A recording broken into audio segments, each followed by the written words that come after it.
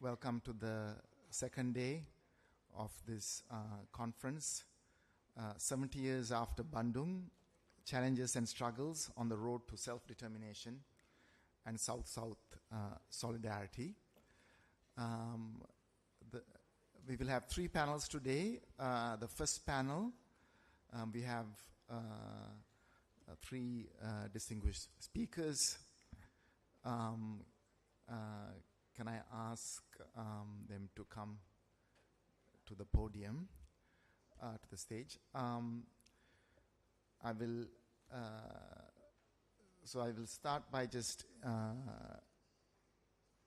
introducing them.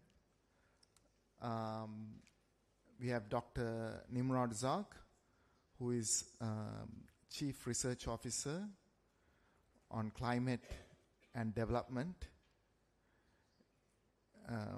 Forum in Africa at the Cape Town Nelson Mandela School of Public Governance. We also have Dr. Dongo Samba Sylla from Senegal, who is Research Director for Africa at the International Development Economics Associates. And we also have Dr. 𝒂𝒑𝒉 𝒂𝒂𝒓𝒅, who is a senior researcher at the Center for International Studies. The panel this morning is titled Crisis Planning and Industrial Policy. We were hoping to have a keynote address by Professor Anil Jayantha, Deputy Minister of Finance, but unfortunately, due to an urgent commitment, he's unable to join us today. I think he was very keen to be here.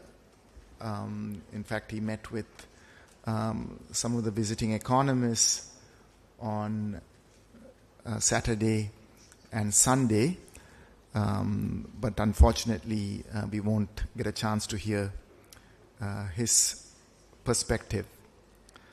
So I think, which means we'll go on till about 11 a.m. with this panel, and we'll have a bit more time for discussion. It was, I think, a great start to the conference yesterday with a keynote address by Professor C.P. Chandrasekhar, followed by a panel with Aziz Salman Fall, Zun Zhu, Bruno De Conti, and Farwa Sial. I think it really set the stage in terms of what the Bandung spirit was all about and what happened since, and the turn towards neoliberalism, and beyond that, the kind of violence that had been unleashed by imperialism, and the many challenges that we face today. So this panel, we hope to address the ongoing crisis, but also to start thinking about what can be done. We know that over half the developing world is in debt distress. Sri Lanka itself defaulted on its debt for the first time 3 years ago. And beyond that, we see an unraveling of the global order. Neoliberalism itself is in crisis, but changes in the global order don't come gently. It comes with great disruption and possibly violence as well. In this context, how do we shape our world? Some of the policies, some of the structures that would have allowed us to address a crisis like this itself was systematically dismantled, whether it's national planning, industrial policy, or even institutions like development banks. And it's in this kind of context, how can we move forward? What are some lessons from other parts of the world, and how should the world order, particularly for the global south, change to be able to address this huge shift in the world order? And we're going to start with Dr. Nimrod Zog, who would hopefully enlighten us on what's been happening in Africa, particularly with respect to industrial policy. Recently, he was also part of a discussion here on the idea of forming a new development bank. But these questions of how do countries in the global south deal with what we have faced now. All of us are aware of the huge trade shock that has not only disrupted the world but undermined the very premises of neoliberal globalization. So I'd like to invite Dr. Nimrod Zog to make his presentation.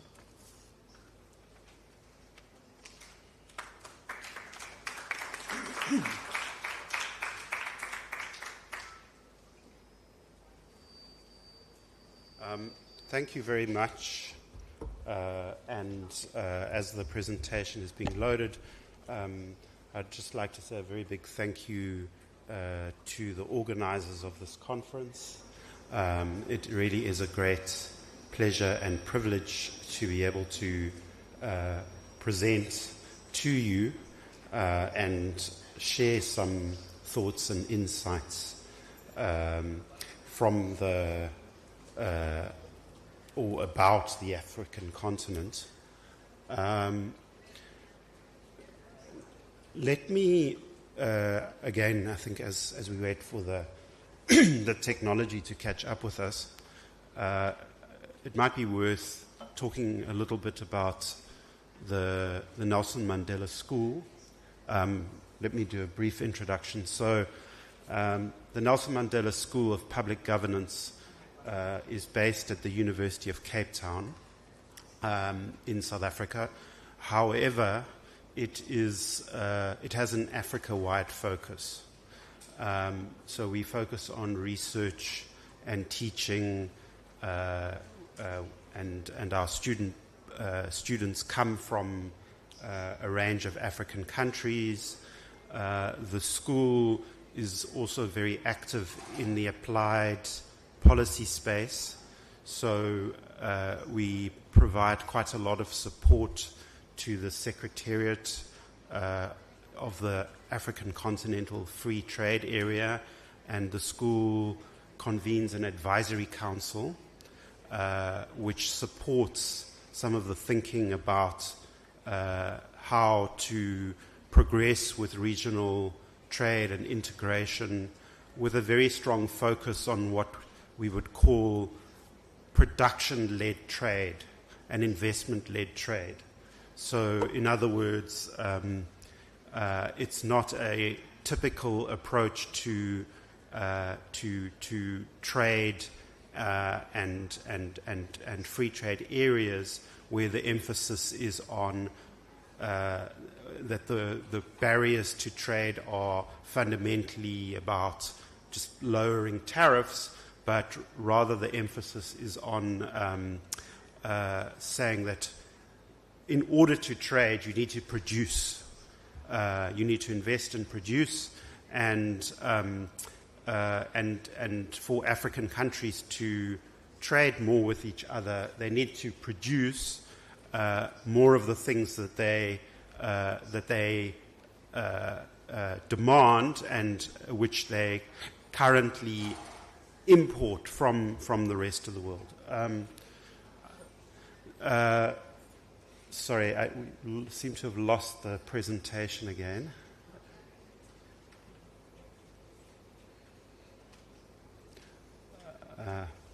Wonderful, thank you. Okay.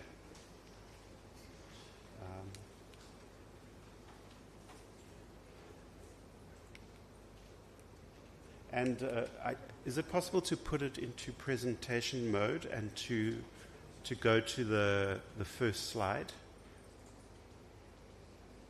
Great. Okay. Sorry, if you can go to the introductory slide, the very first slide, please. So, rather than addressing directly some of the immediate and pressing issues that were posed at the beginning of the session, how countries can extricate themselves from this debt crisis or debt distress that many find themselves in.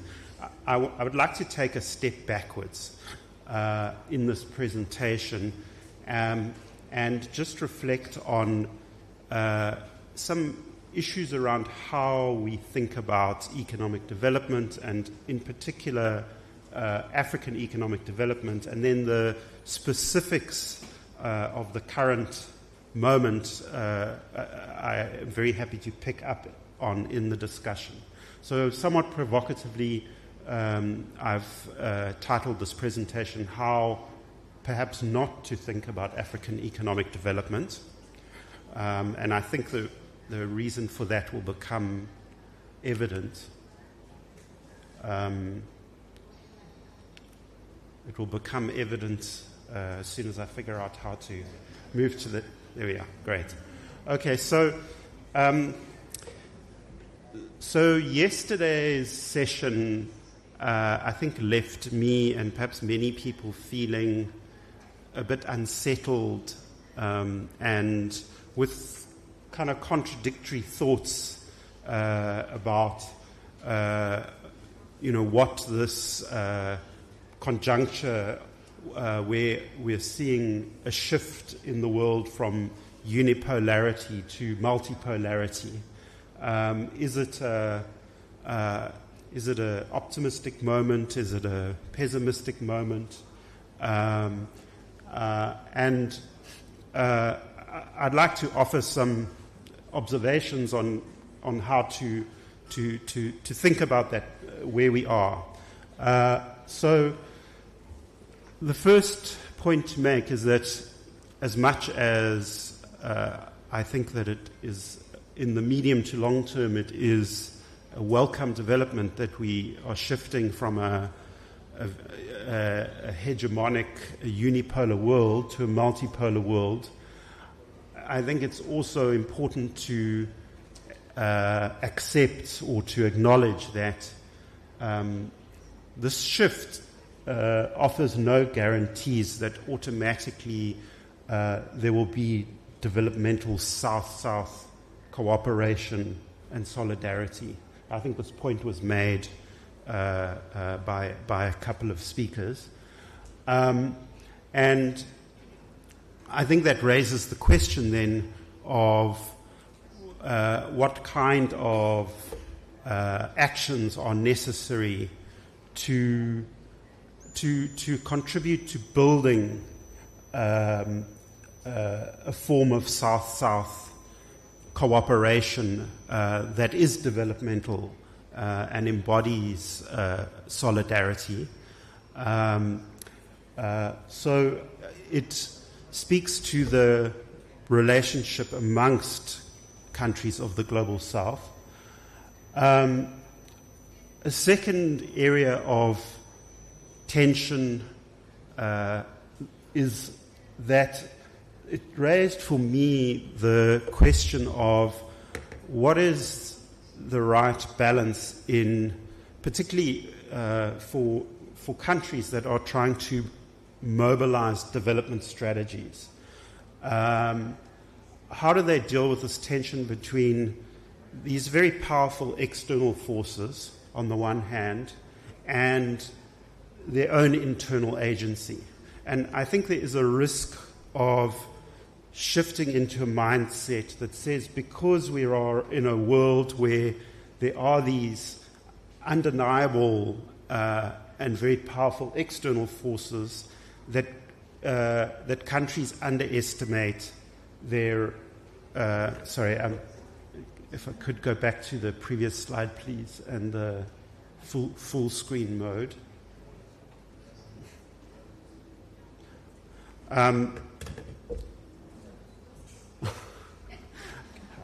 I also love baby elephants. Who doesn't? One slide back, please. Great.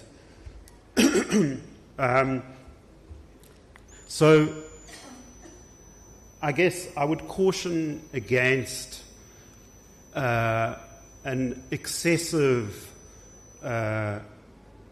focus on external forces to the extent that it might run the risks of countries actually saying, well, there's nothing we can do in this very unfair global order, and we kind of need to wait for the world to become a fairer place, which we know is not necessarily going to happen, if ever.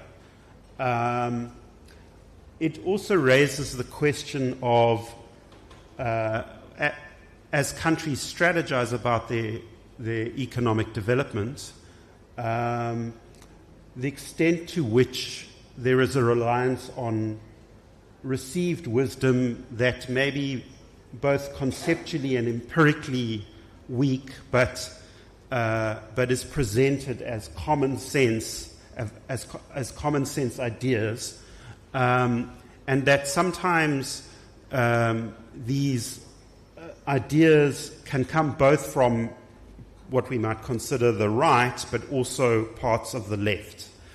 And thirdly, that there is also a danger in an excessive focus on these external forces, that they can also become a justification for deflecting internal policy mistakes and domestic policy missteps. So I think this all holds implications for economic strategy at the national level. And from my limited couple of days so far in Sri Lanka, it's very evident to me that the political leadership, on the back of a very strong electoral mandate, has been charged with charting a new strategy.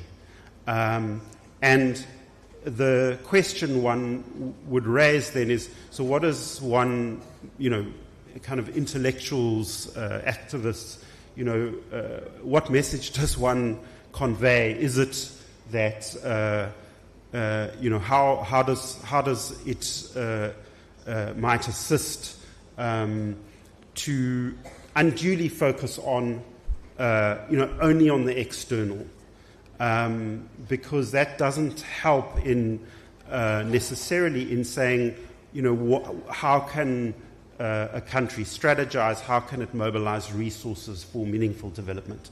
Next slide, please. So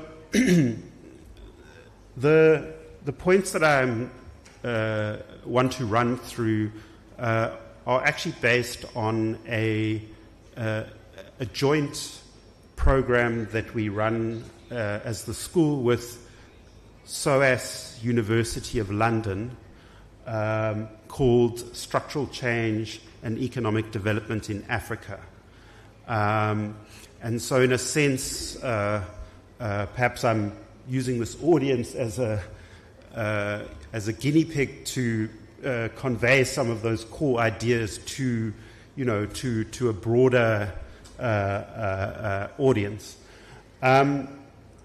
So one of the first observations that we emphasize is that we need to be careful of excessive generalization and sweeping narratives, which sometimes can become cliches.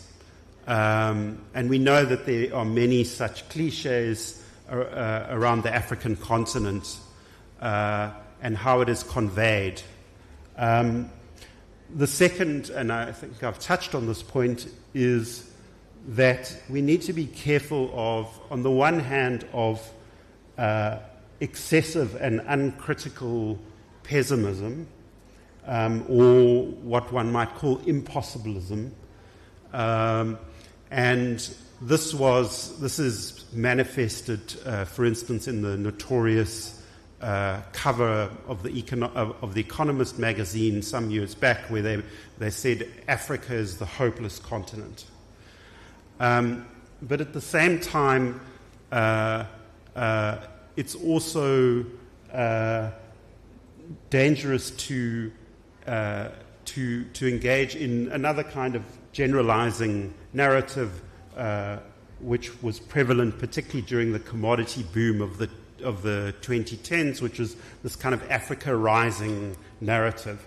And that was very much predicated on the fact that economic growth in various African countries was appeared to be very positive, but this was largely because of the commodity boom and the failure to structurally transform and diversify economies then left African and other countries very exposed when commodity prices fell, and combined with the COVID-19 crisis contributed very significantly to the combined debt and foreign exchange crises that many countries are currently facing.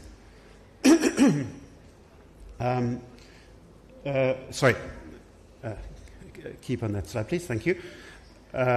So there's also an issue that is raised in conceptualizing ways of thinking about African economic development, which is an observation that there's sometimes a lack of attention to variation. And this is manifested itself often in the form of, this Africa as a country idea that does not give adequate attention to the differences between African countries on the one hand and even within African countries.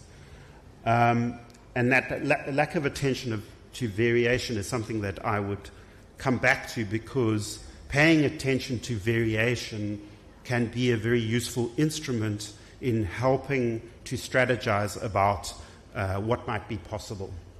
There's also a tendency, and I think here this is where a trap that both, again, in inverted commas, some from the right and the left fall into, which is this idea that in order for progress to happen and development to take place, there are a certain set of preconditions. Some of them are neoliberal preconditions.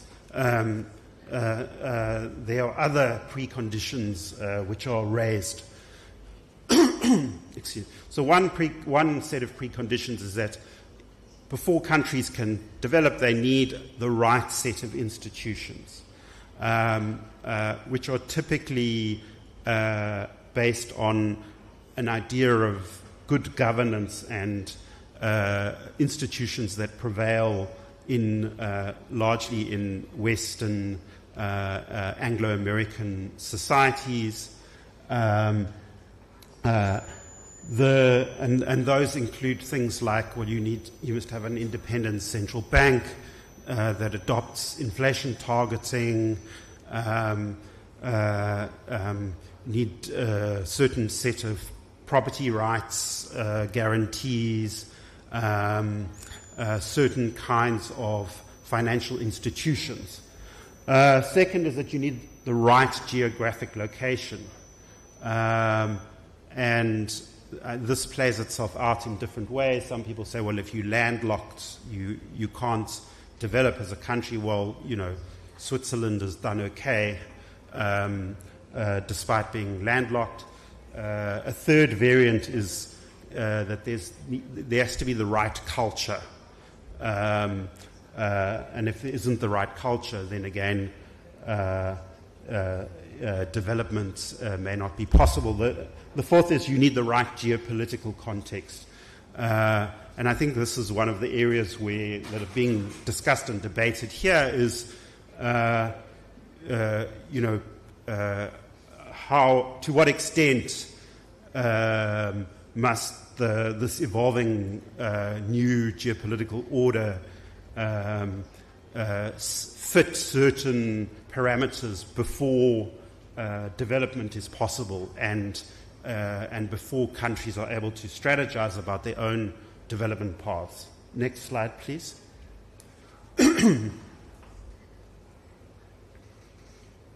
So this story about sweeping narratives, generalizations and cliches, I thought can be quite neatly illustrated by the series of covers from The Economist magazine over time. So in 2000, The Economist said Africa is the hopeless continent,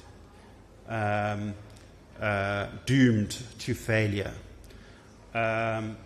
Then by 2011, and coinciding with the commodity boom, the slogan was Africa Rising. So I don't know what happened, how this hopeless continent, became suddenly Africa Rising.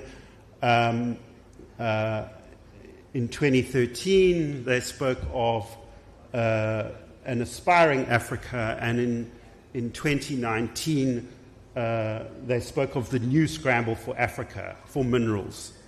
Again, implying that the continent is subject to these forces, whether it's Western countries, Chinese, who are all scrambling to access the continent's resources, and the continent doesn't have any say in the matter in the terms according to which they will supply these countries with minerals. Next slide, please. So this is another example of sometimes widely accepted ideas about the continent, which have a questionable empirical basis. So one is this idea that Africa can't feed itself.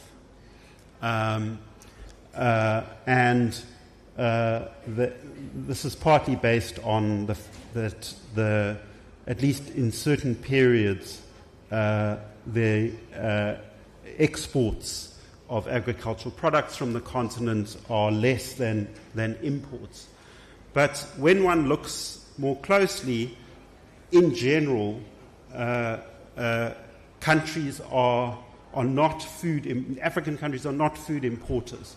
And there are only 4 countries that account for the continent's net food imports, which are Nigeria, Angola, the Democratic Republic of Congo, and Somalia.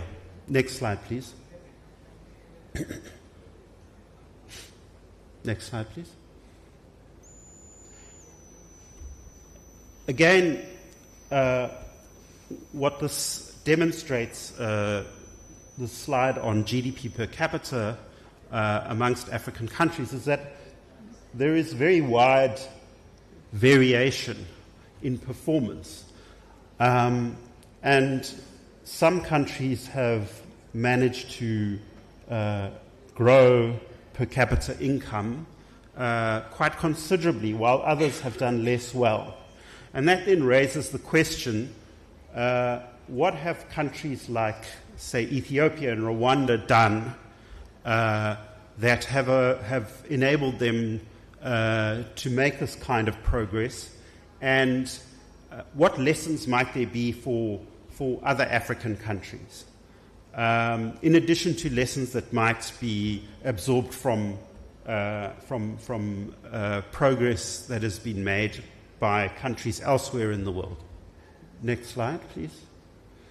So the kind of philosophy that I suppose that we espouse in this course is one which is very much informed by the great social scientist Albert Hirschman, who some of you may have heard of, and he coined this term possibilism. And the idea behind possibilism is it's neither naive optimism nor unwarranted skepticism or undue skepticism, but rather a skeptical and realistic bias towards hope, rooted in evidence and variation. And the importance of variation, once again, is that understanding those differences of experience can be important guides to what may be possible. Next slide. And I am wrapping up. Next slide, please. So this is captured in a very nice quote by Albert Hirschman, who says, "A country's prospects are not determined by what it is and what it has, but by what it does and what it becomes as a result of what it does." Thank you very much.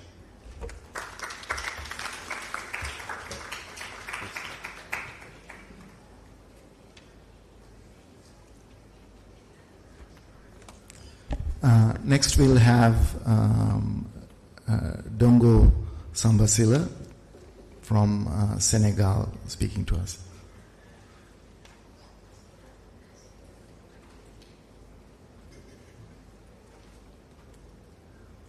Okay, I have some right here. So good morning, everyone. I'm really happy to be here in Sri Lanka among all of you, and to reflect on the legacy of the Bandung conference. I would like to thank the organizers for having brought me here and allowing me the space to discuss about this very important topic. So I have prepared some few slides as illustrations of my talk today, which is about Bandung and the linking project.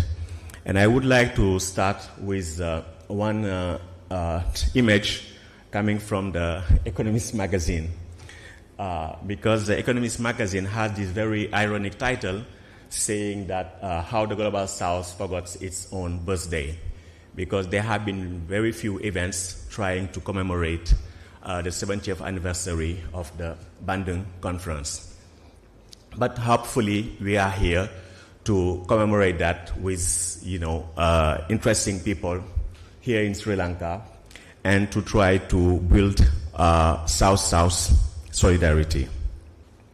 For me, the Bandung Conference has been a very important historical moment.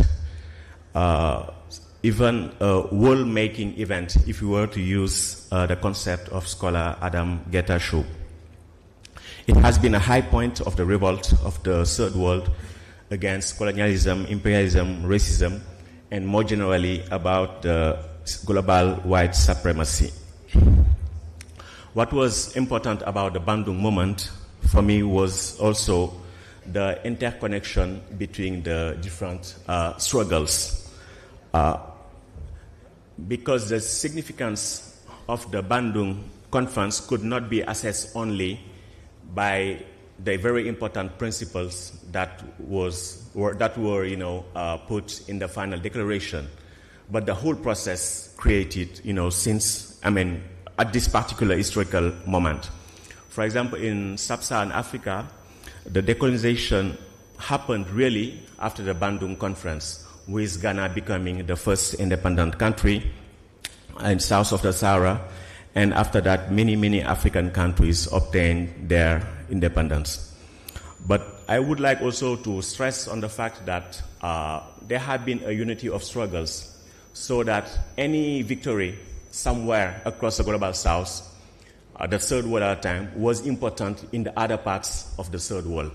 For example, the Indochina War, the French were defeated, in Vietnam, Dien Bien Phu, 1954.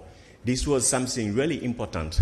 For example, when you look at the so-called French colonies in sub-Saharan Africa, when the French were defeated, the French feared that there could be wars of liberation in Francophone Africa. So they said they didn't want to have other wars of liberation, because there were one, in Algeria. So they said, let's try to find a solution. And they began to, put the steps towards neocolonialism, new form of neocolonialism. And 1 year after Bandung, in the French Empire, you had universal suffrage for all these countries, because that was the way for France to appease the growing dissent within the empire. But still, in some parts of the French colonial empire, for example, in Cameroon, there had been a war waged against the most established, national liberation movement, the Union of the Population of Cameroon, between 1955 and the early 1970s. And tens of thousands of people were killed by the French silently, and this was only, known to a few people, until now. So at that particular historical moment, all these struggles were really interconnected, and victories in some place were really shaping, other struggles in other places. And what I would like also to say, next slide, is that the struggles by the communist movement and the third world, they have contributed to democratize the West. This is a point I really would like to make, because this is something really important, because generally we have been used to the idea that the West have always been democratic and they have been respecting human rights. In fact, they have been just respecting the human rights of the bourgeois to some extent, but not the women, not the working classes, not the minorities. And thanks to the struggles by the communist movement and the anti-colonial world, in fact, they were obliged to adjust and to recognize the rights, the humanness of those people who were excluded. Here you have a letter from the U.S. Department of Justice dated in 1952, which was sent to the Supreme Court. And you could see in that letter, and the Department of Justice said to the Supreme Court, normally you have this illusion of the separation between powers. And they were saying that if you say that discrimination is legal, this would be a huge victory for the people of the third world. And you have to say that discrimination is something illegal. Otherwise, we would lose our face. Next slide. And you have also another example, because Vice President Nixon at the time went to Africa in the early 1950s, and he met a lot of progressive leaders, and he made a report called The Emergence of Africa. And from this report, you could see that they were saying we could not talk equality to the people of Africa and Asia and practice inequality in the United States. In the national interest, as well as the moral issues involved, we must support necessary steps which will assure orderly progress toward elimination of discrimination in the United States. So that means that all this struggle, you had, civil rights movement in the U.S. and other parts, of the Americas and in the global South. These struggles would not have been successful without, the national liberation movements, the spirit of Bandung. So these anti-colonial movements, contributed to somehow democratize the West and push them to respect the human rights of other people. But what is also interesting about Bandung is that it also gave voice and international presence to those peoples and nations that were excluded from the mainly Euro-American conference in Bandung roots, because the economic and financial order after World War II was built in New Hampshire at the Bretton Woods Conference in 1944. But peoples, nations from Africa and from Asia, most of them were under colonial status and were not that sovereign, so they were not represented at that conference.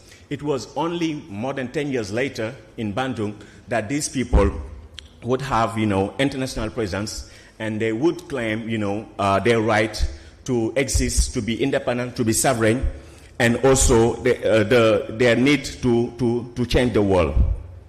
And generally speaking, when we talk about the Bretton Woods Conference, Mr. Keynes, John Maynard Keynes, is seen as Mr. Nice Guy. But he had very racist quotes regarding, the Bretton Woods Conference. He used to say that it's the most monstrous monkey house assembled for years. Because for him, it was not legitimate that people, for example, in Latin America would be there talking about these topics like, the international finance system, etc. So this is a quote from Keynes. But this Bretton Woods Conference was a wartime gathering by allies, 1944. And it built the institutions we have, the international financial institutions we have. And this order is not democratic at all, because when we talk about democracy generally, it's at the level of nations, it's one nation, one vote. But that's not how these institutions function. These institutions maybe could have been plutocracies in the sense that you have $1, one vote. But that's not how this institution functions, because if you look at now, for example, the data we have, for example, China represents something like nearly 90% of global GDP in PPP terms. But you will see that China just represents 6% of voting and quota rights at the IMF. While, for example, Japan, Germany, France, and the UK, they only represent 10% of global GDP in PPP terms.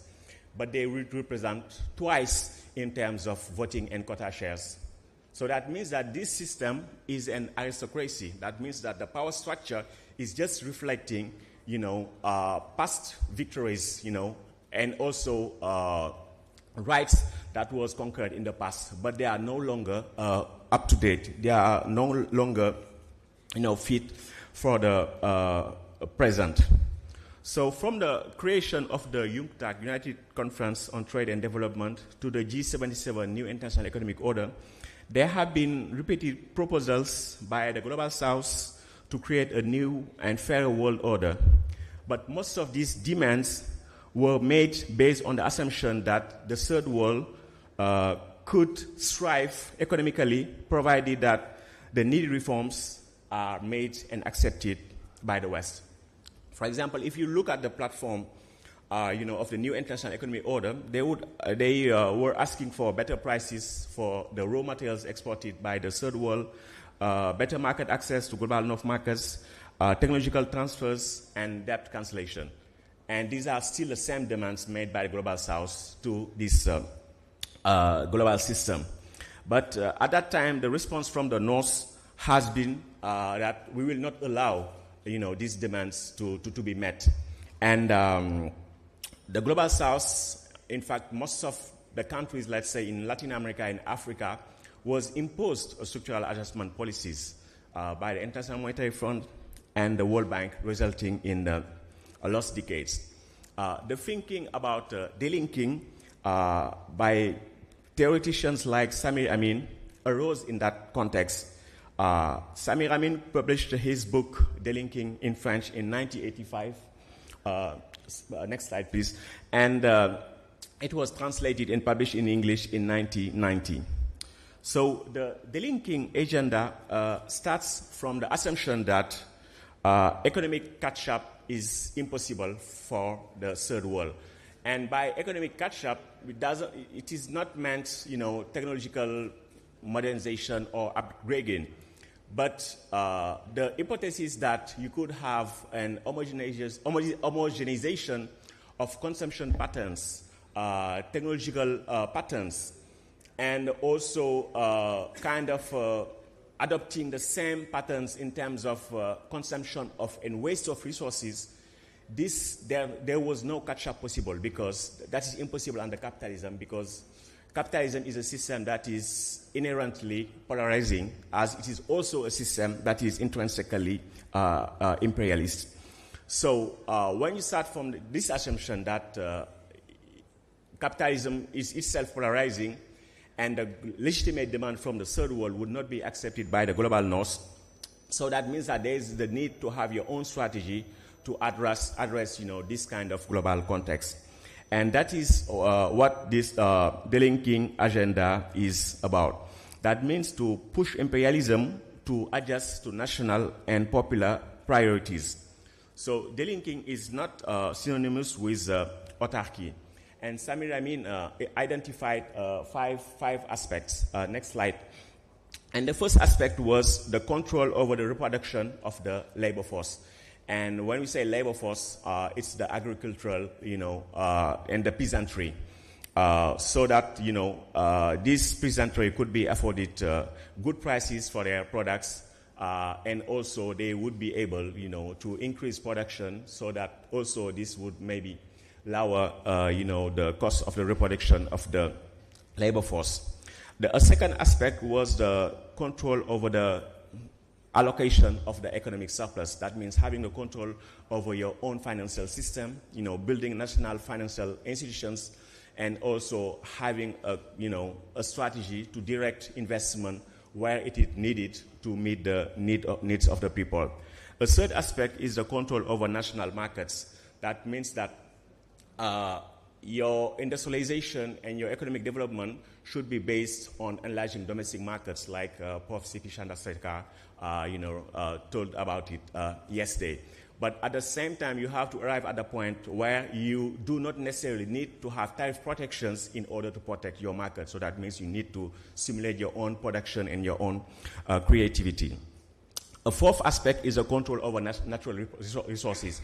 Having a national control over natural resources, but also over your export proceeds, because generally when you export natural resources in some countries that are very commodity rich, you could accumulate many dollar assets, and it's not obvious that you could always control these dollar assets. We have seen that in the case of some countries like Libya, etc., their assets have been, stolen by the West to some extent. For example, when Libya was destroyed, and in the case of countries like Afghanistan, etc., we have seen also that their foreign reserves have been frozen. A fifth important aspect is the control over technology, because you could not rely on an economic development that is based on just trying to buy technologies coming from abroad. You have to develop your own technological basis, and that's really important, a critical component of delinking. So once you lay down this principle to implement a strategy of delinking, the question is which kind of countries could delink? Because in the past we saw that there have been many progressive governments who tried to do progressive policies for their people, but every time they would be, not every time, but often they would be overthrown. In the case of Africa, in the early 60s, you have the governments of Lumumba, Modibo Keïta in Mali, Mamadou Dia in Senegal, Sylvanus Olympio in Mali, in Togo, and all of these governments have been to some extent removed from power by imperialism. So who can delink? There is a very interesting anecdote coming from Samir Amin, because he was invited in Burkina Faso by Thomas Sankara. And Thomas Sankara told him, Mr. Amin, you told us that we have to delink. And he said, before we had the courage to delink ourselves, the French delinked us. So what shall we do? And Samir Amin wrote retrospectively, I did not imagine that the delinking issue would be raised in a country as poor as Burkina Faso.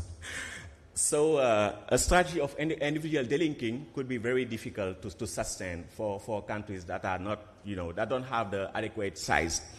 So maybe delinking is a strategy that is less risky for, in the context of a new regionalism. Because when countries try to delink together through alliances, this will lower their economic costs, create greater political and military resilience, and probably will generate more lasting benefits, especially in the context of climate and environmental crisis. Nowadays, we might think of the BRICS as a platform for delinking. But the BRICS project is not without ambiguities. one thing is that the BRICS are clearly anti-Western hegemony. That's clear. At least some of them, some of the country members. But the members of the BRICS are not necessarily progressive themselves within their countries. And the thing is also, they do not necessarily have a project beyond capitalism. For now, all of their initiatives maintain us within the framework of capitalism. But despite these ambiguities, the existence of the BRICS as a group creates opportunities to forge beneficial alliances for most of the countries in the global south. China, for example, has been helping diversify economic partnerships of most of the global south and also increase their policy space, because China has been, for example, granting a lot of swap lines to many countries across the world, while the US have been just maintaining swap lines with 14 countries, mostly allied countries. While we talk about delinking, there's also one important issue, is that whether capitalism could allow the ecological transformation required at the global level. I can't delve into this question here, but my thinking is that capitalism could not deliver on climate and environmental goals. Furthermore, I also think that an international monetary system articulated around a selected currencies creates a debt crisis by necessity. And this type of international monetary financial system we have, according to me, could not allow us a smooth ecological transition. I also think that it is up to the global north to adjust first, because generally we say that, all countries should achieve net zero, these kind of things. I think it is up to the global north to adjust first. And it is also up to the global north to provide ecological reparations, because they create damage and they have to clean that damage. So they should provide reparations. But it is not likely.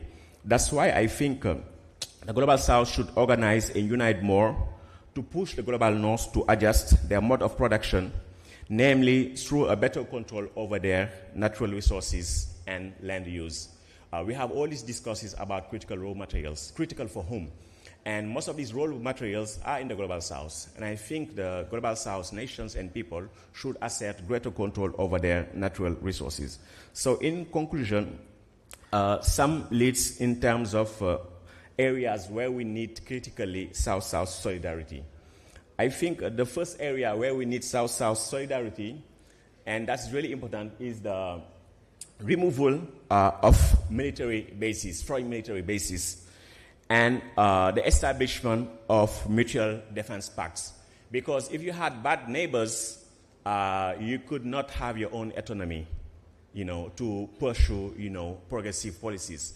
So we are in a time of crisis, and there is a new transition, because the old hegemony is dying. And when the hegemony dies, generally you have a lot of militarism, a lot of violence.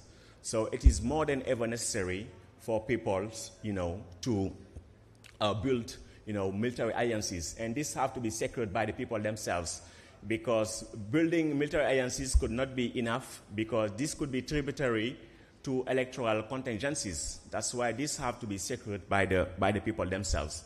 And as one famous Western thinker used to say, Niccolo Machiavelli, there could not be no good laws without good weapons. So we have to have good weapons if we would like to assert our self-determination. The second area is that we need a kind of debtors club. People are talking about debtors cartel. But Sankara, Thomas Sankara, the Burkinabe revolutionary leader, in his famous speech in 1987, talked about a united front against debt. We need that at this present crisis, where most of the countries in the global south are in debt crisis. We need also a commodity clubs in order to regulate the production of commodities globally. And so that means that there is need to have national controls over our commodities.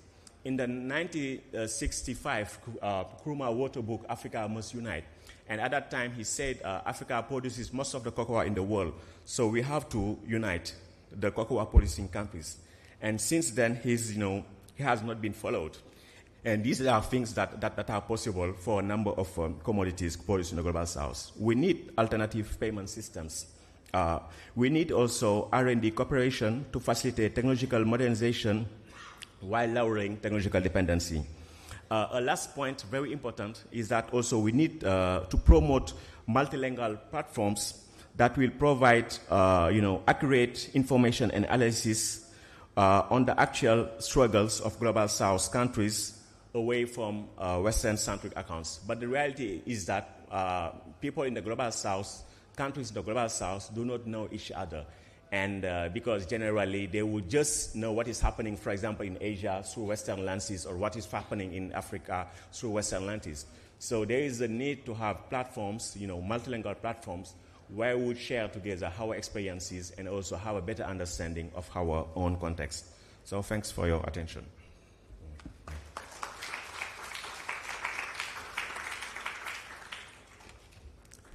I think now we'll move straight to Amali Vedagadara.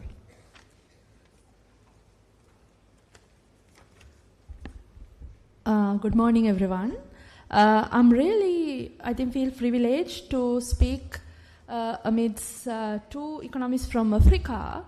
I'm not sure about others from Sri Lanka, but I learned that when I started learning about what happened in Africa, I realized that Africa's past was Sri Lanka's present. So I'm going to share some of the kind of frustrations and dilemmas. Maybe I can say we, as from Sri Lanka, are grappling with. And I'm also going to continue with the idea of delinking that Dongo was sharing, and how do we, as having elected a government which kind of departs from the mainstream political alliances that we had for the last decades since independence, and kind of rooting with that government. What kind of opportunities would a possible delinking process that can offer? I have prepared a speech because I'm not a very good storyteller, and for the sake of time and being, communicating something, and I think it'll be, facilitate that. So I'm going to talk about the economic crisis in Sri Lanka. Many of you know, because it was globalized as it was our first default and the 17th involvement of the IMF program, and what the economic crisis was manifesting, the process of deindustrialization, and I'm going to put forward some proposals of financial reforms which would, facilitate the process of delinking. 60 years of engagement with the IMF and 75 years with the World Bank has structurally transformed Sri Lanka as a low-value, low-skilled and vulnerable peripheral economy in the global division of labor. Deindustrialization has been integral to reproducing Sri Lanka as a low-skilled, low-value destination. Eroding state-owned enterprises through rampant corruption, divestment and privatization has accompanied the promotion of vulnerable services such as tourism and low-value industries such as ready-made garments. The paper shortage Sri Lanka experienced in 2022 and the US tariff hike are rueful reminders of our precarious location as a country dependent on the global economy and subordinated to value extraction in the global value chains. Another aspect has been the financial subordination to international finance institutions such as the IMF, the World Bank, and ADB, as well as private capital markets. It has been a vicious, interdependent cycle of low-value production and debt, constituting a debtor's prison. The debt restructuring deal, founded on a flawed debt sustainability analysis, has placed Sri Lanka on a dangerous trajectory with elevated risks of a second default towards 2028. like in other underdeveloped countries where debt has been a net transfer of wealth to the creditor class. For example, the International Debt Report produced by the World Bank states that the private credit class pulled out around 185 billion US dollars more in principal repayments than they disbursed in loans. In Sri Lanka, as for the latest budget in 2025, we spent 60% of our national revenue to service debt. IMF arm twisting the government, which is ongoing, with the fourth tranche to bring about automatic market pricing in electricity, unbundle the electricity board into 3 different companies in generation, transmission, and distribution, so it would be easier to privatize profitable sectors. Also, agricultural modernization in terms of the promotion of agribusiness model, and transforming state-owned enterprises to run as private businesses, shifting away from the public purpose. The new government elected to bring about change shows signs of a peripheral state that accommodates and preserves the conditions of dependence than, our expectations. In this context, delinking, a theory that I think Dongo was explaining more clearly, which is introduced to us by Samir Amin. And delinking is a theory, it's an idea, and a set of policies that Samir Amin introduced to us. I think it can be helpful set of ideas for us. By delinking, Amin meant disrupting core periphery relations that impose international division of labor in peripheral countries as destinations of cheap labor, cheap raw material, and low-value production that perpetuate underdevelopment. Rather than blindly following these relations or deepening them as the World Bank and the IMF demand, Amin pointed out that delinking is vital as a precondition. I think Nimrod was kind of cautioning for using these words like preconditions, but I use it here. So I understood that delinking as a precondition to industrialize an economy. Delinking involves attaining self-sufficiency in food as a transition towards food sovereignty, creating employment, bringing about capital controls, local ownership of the financial market, nurturing a domestic market, and also sourcing productive technologies. As government has indicated in the 2025 budget, establishing a development bank is a vital step in owning local financial markets catering towards development. In Sri Lankan context, resolving chronic indebtedness among the working people, peasant women, farmers, fishers, factory workers, and small and medium entrepreneurs is also crucial to ensure that development bank can function properly. To illustrate, I think in the central bank, before it was discontinued under the new Independent Central Bank Act, was bringing this idea of gross value added. So in the central bank annual report, I'm quoting the 2022 report, they illustrate how the composition of the gross value added. And it is a helpful indicator to kind of understand why financial reforms are crucial to pave Sri Lanka towards a development trajectory. So according to this composition of gross value added, the smallholder economy, households and the non-profit sector contributing to the needs of the households dominate agriculture and services with 80.4% and 42.7% of gross value added. The non-financial sector, which is the manufacturing sector, dominates industries with 68.3% of gross value added. The financial sector only contributes marginally with a significant portion to services with 15.1% of gross value added.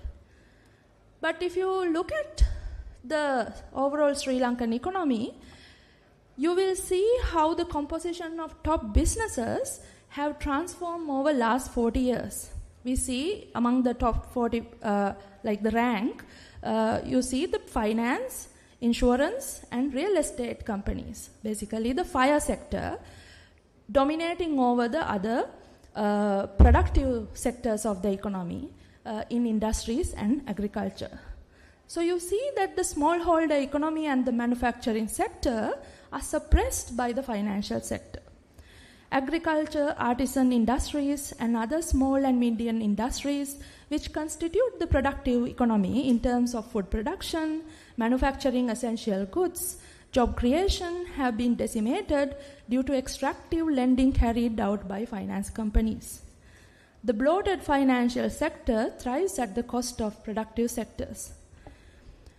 Financial reforms, in parallel to debt relief, there are people like the microfinance affected women for the last 5 years and the small and medium enterprises who've been demanding for debt relief, basically debt cancellation and alternative forms of credit, is a must to correct this imbalance.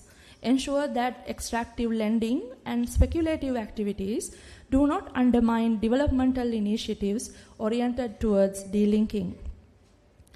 It is interestingly becoming clear that to gain monetary and fiscal autonomy and achieve all this, Sri Lanka has to exit from the IMF program, reverse the independence of the Central Bank Act, and abolish the Economic Transformation Act, which serves the interest of capital and preserves Sri Lanka's location as a peripheral state.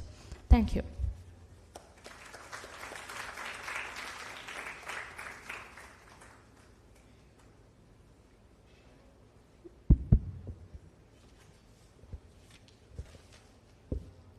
Okay, so now it's time for questions and comments from the audience. Maybe we'll take a number of questions and comments, and then we'll have the panel respond. If you can keep your comments brief so that everybody else can get a chance to speak. And maybe I'll start with one question, and then we'll to actually all three panelists. I think the whole question of finance. Yesterday, Bruno mentioned the international division of finance. Now, in the context of delinking, what are the possibilities for development, growth? Because delinking also would mean in some way delinking from global finance as we've known it. Or what are the possibilities for industrialization or building more productive growth? Okay, so we'll go, we'll take some more questions. Maybe we'll start with maybe Bruno, you want to start? Okay. Thank you very much for the very interesting presentations. And my question is in principle to Ndongo, but obviously if the others want to comment as well, regarding the role of Europe in the possibility of moving into a new international order. But because what we see now is that the Europeans are completely lost with the geopolitical situation. They feel like if they had lost their mother and father because of Trump, then they realize that they cannot rely on the US. And it's interesting to see that finally there is a movement. I was invited in Berlin by a conservative think tank, and finally they asked me, how would you feel, being a Brazilian, in having Europe connected to the global south? So they feel themselves like somehow squeezed in the geopolitical dispute between US and China, and they themselves now they want to be non-allied. they want to be together with the global south, and I'm obviously skeptical about it, and that was my answer to this question, because, well, there is the whole history of colonization, which for them is still not solved. But I would like to, at the same time, obviously, it would be nice to have them specifically for some purposes of the transformations we need. So I want to listen from you about this move, the geopolitical move that Europe is making now.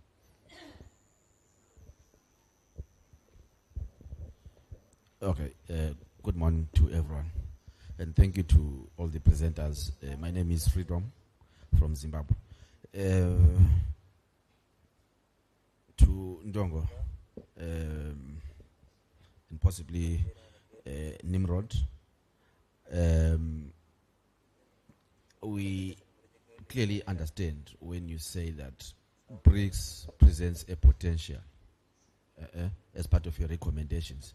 We understand. But one of the critiques that has been provided on BRICS is that it is not a political project, and that we need a political project almost similar to the Bandung conference, and later on the non-aligned movement, to push delinking and the other stuff.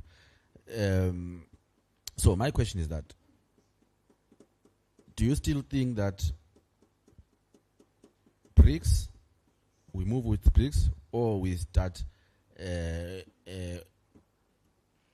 afresh and come up with a project that is political? Because if you look at BRICS currently, you find China, it has its own ideologies. You find that South Africa, it has its own, Brazil, its own. So there's no that kind of uniformity or coherence. So I think, yeah, so I'll leave it at that so that you can respond.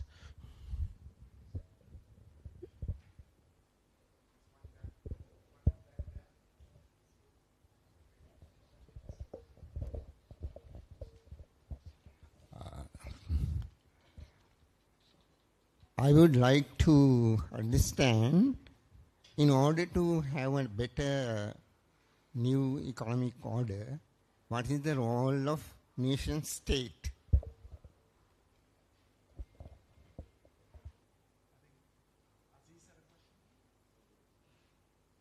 I have a small comment. This is actually one of the problem with Samir Amin's paradigms, is that the same precondition to be able to control or master the process of accumulation, the same five, are also the same five that characterized the core countries, which he called the monopolies. So basically the question here, which is the debate among Amin and Arrighi, is what if you have the capacity to go beyond the asymmetry? Because his own system is to say that we will still be peripheral countries as long as we are not able to delink. So the only exception so far is China. So then the question is China now a core country? Then it becomes an imperialist country. And this is, I think, one of the very tricky issue. And the second link, and this is basically to reflect, no, I don't have clear answer, but it is clear that small country can't delink, but with autonomy or collective autonomy, it is highly possible. But the example of all the countries who have delinked, they didn't do it with collective autonomy. Whether it's the United States, Germany, Swiss, or China, they all have delinked in a way. So there are small contradictions on the issue of that process. And I think even in his writing, this mirror effect between core and periphery and what makes you an asymmetric impossibility to go beyond has not been solved totally. And this is a debate on whether, for example, exists semi-periphery. And this is the question of Arrighi, that there are semi-periphery, and probably you have seen our writings on Wallerstein, Gunter Frank, and Amin on this fight. So basically, is a semi-periphery a transitional stage? Does it exist or not? China, is it a semi-periphery? country, or, as Amin is saying, all those countries are still periphery. It's just that they are, the so-called emerging countries are in fact just the periphery of the future, but they are the margin of the periphery. So you have ce qu'il appelle quart monde, which is like the four worlds, Burkina Faso or Senegal or Nepal, and then you have those who are advanced, which is China and India and so on.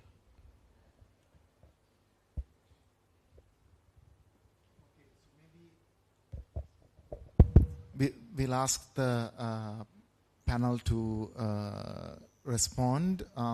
So there's a question on delinking and finance, a question on realignment of Germany, Europe, and so on, given the sort of current unraveling. A question about BRICS, the role of the nation state, and then a more theoretical question about Samir Amin and China, and whether it's a core country, how we understand the semi-periphery, and what are the ways forward. So a lot of big questions. We'll start with Dongo, and then Amali, and then Nimrod. Okay. We received tough questions, so I'm not sure that we could give, convincing answers. The first question I learned about the possibilities for development growth and the current, international monetary financial system.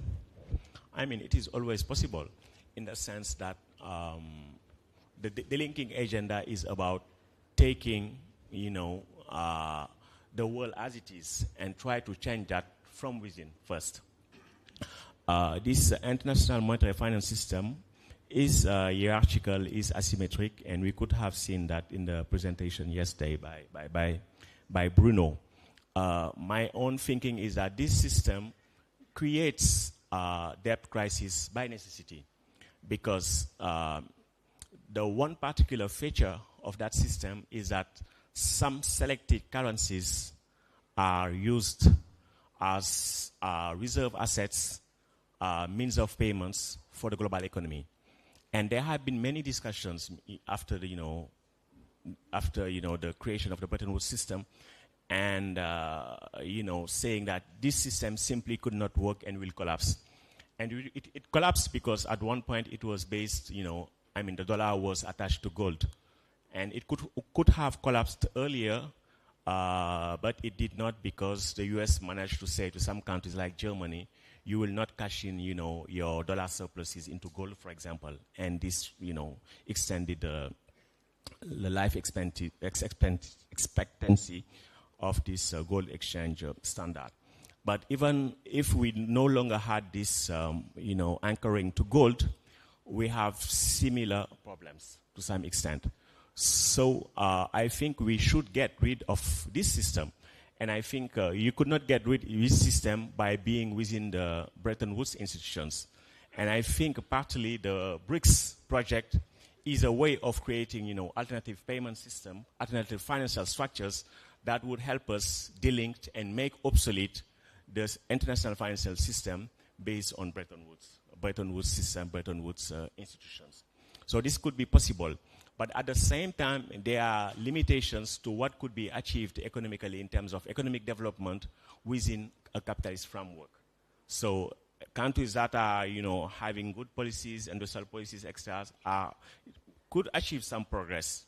But collectively speaking, there are really, limitations to what could be achieved under capitalism, because capitalism historically has been based on appropriating resources from the peripheries, but also their biocapacities to some extent.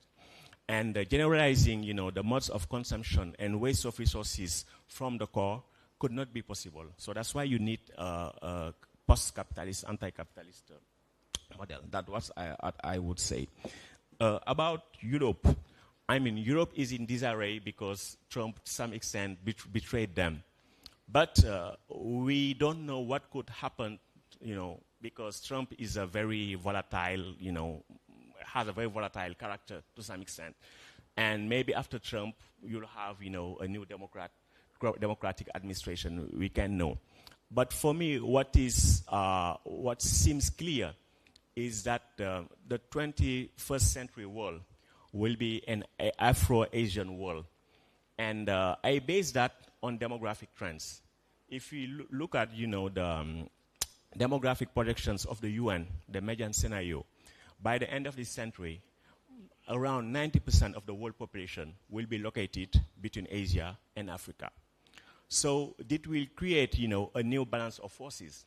So for now, the question for me, for Africa is whether we would like to be, scattered between, competing blocks, or whether we would like to be our own center. I think that's the main problem for us now. But when you look at demographic trends, it's sure that, we have new equilibrium. And this also creates, opportunities to have, new forms of regionalism and economic development based on enlarging, domestic regional markets. But I do not think that Europe could be a reliable partner, generally speaking, because this is due to their legacy of colonialism, imperialism, which is still ongoing. About the BRICS, I think, it's contradictory. It's contradictory, but at the same time, it opens possibilities. For example, in the Sahel, the chaos created in the Sahel was by, Western imperialism to some extent. And they did not have, any ways to solve that to some extent. And these countries, in Burkina Faso, Niger, and Mali, they tried to at least, change what is happening there. And this would not have been possible without the help of Russia. So they managed to remove French military bases, US military bases. And this would not have been possible if we didn't have this context of multipolarity. So despite the fact that you have, BRICS members that are not that progressive, domestically speaking, but at least their existence creates, opportunities for other countries to have some space for progressive policies and to, also have some space, towards, imperialist dictates. And as I was saying, China is the critical country among the BRICS because it's technologically sophisticated, and it has been also trying to create new arrangements that could be beneficial to, to most of the global south. There have been debates whether China is imperialist or not. There has been this sub-imperialism category. But I would say that, the imperialist remains, core countries, Western Europe, Japan, the UK, etc. About the category of semi-periphery, for me it's an interesting category, and I think yesterday when I was looking at Bruno's presentation, I was thinking that maybe what was lacking was just this category of semi-periphery, because a country like China, for example, to some extent you could say it's peripheral, but to some extent also it's kind of core country, because it's technologically sophisticated, but it also have, characteristics of most of the global south in sense of low labor, low wage, and also, the predominance of, the informality to some extent. You have that also in China. So you have these features that makes that you could not say that China is a core country or China is peripheral. It has, both aspects. That's why I think that maybe this category of semi-periphery could be interesting.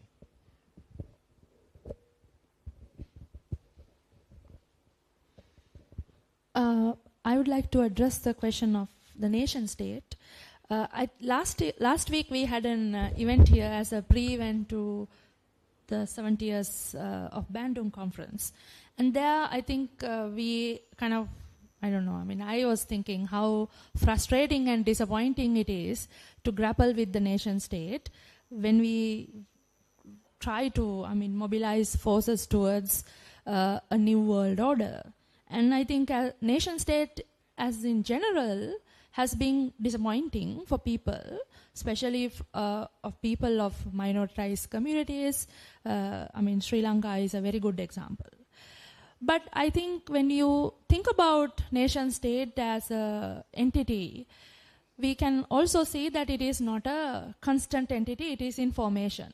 So it is not so hopeless if you think about the possibilities of people mobilizing collectively towards on these ideas of alternatives and change. And I think, as Dongo was saying, that if you take as a demographic unit, Africa and Asia is going to be the majority. And our lived experiences are not really reflected in the current global order. We are the outsiders. So if the people are ready to mobilize towards, I mean, to pressurize the nation state, to construct the nation states, to represent our ideas, our interests, I think that new world order is, I think there's no kind of contradiction. The nation states will not be an obstacle. Thanks. Thanks. I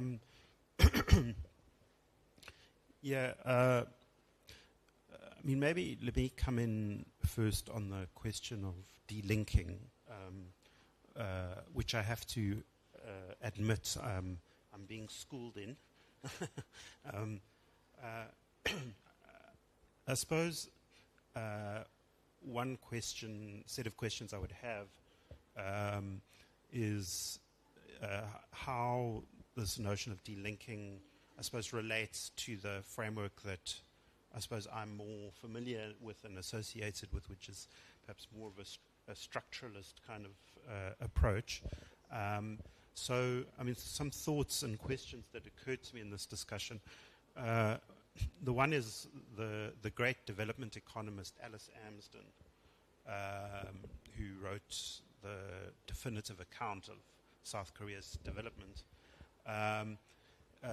had placed a lot of emphasis on this notion of emulation. So how do developing countries, rather than kind of taking a very abstract set of ideas that are arrived at from deductive reasoning, take a more inductive approach and say, what have other countries done, and how might we be able to emulate that with necessary adaptations? And of course the argument is that that what South Korea did is they emulated what their former colonial power Japan did, and took important lessons from Japan about their own economic development path, which, as we know, was around building these enormous conglomerates, economies of scale and scope, and so forth.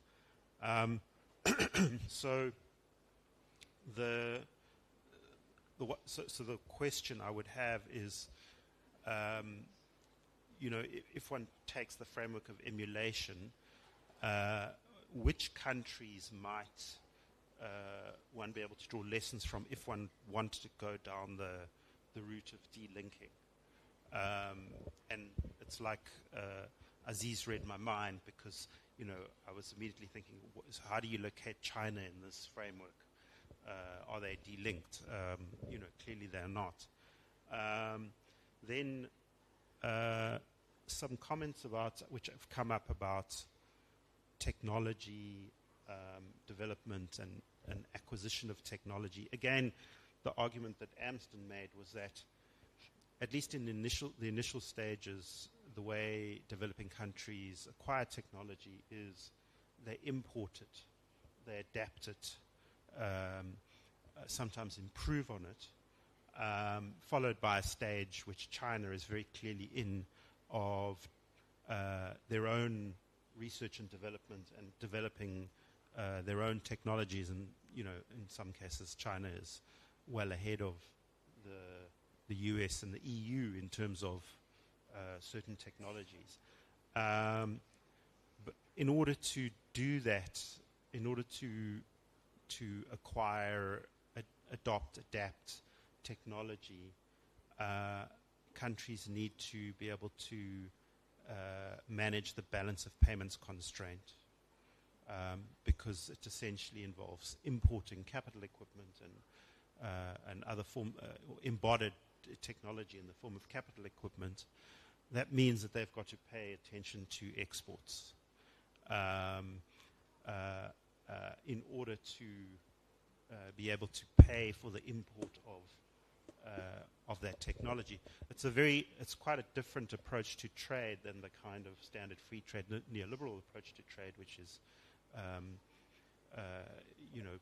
isn't about that strategic building up of industrial capabilities and the ability to initially replace imports, but also to export in turn. So, yeah, I mean, in a way, I'm kind of bouncing it back almost and saying, how does that kind of framework relate to the delinking kind of framework? I don't have a lot to say on the BRICS and other kind of groups, international groupings like the G77 and even the G20, which a number of developing countries are part of, except to say that I think developing countries are very overstretched in engaging in all of these different fora, in the BRICS, in the G20, the G77, and I wonder how much of that engagement is, almost a bit mechanical, rather than really strategic and aimed at building, forging common South-South positions. I think it sometimes has emerged over single issues, like the COVID-19 patent waiver, for instance. But in general, it's almost like it's a bit performative, perhaps, and a major weakness of developing countries' engagements in these international fora.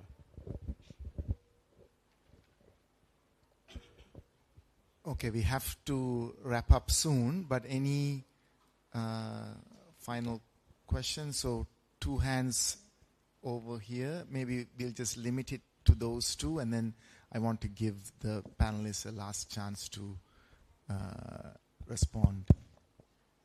Huh? Okay. So my question was about class power. So how we make a strategy of building class power absolutely core to this analysis of delinking. So firstly, how is building class power essential to control of industry and resources, and not just in a really abstract way, but how do we ensure that in our analysis and strategy we have an extremely serious and detailed breakdown of where are we organized, in which sectors, how, what's the state of our movements.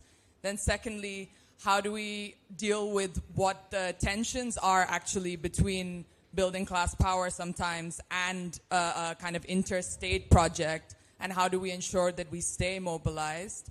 And the third element being how class power, building class power, can be a means to also have a political horizon that's beyond just, increasing our relative sovereignty into transforming our societies for justice. My questions also, I have 2 questions, specifically on delinking for all the panelists.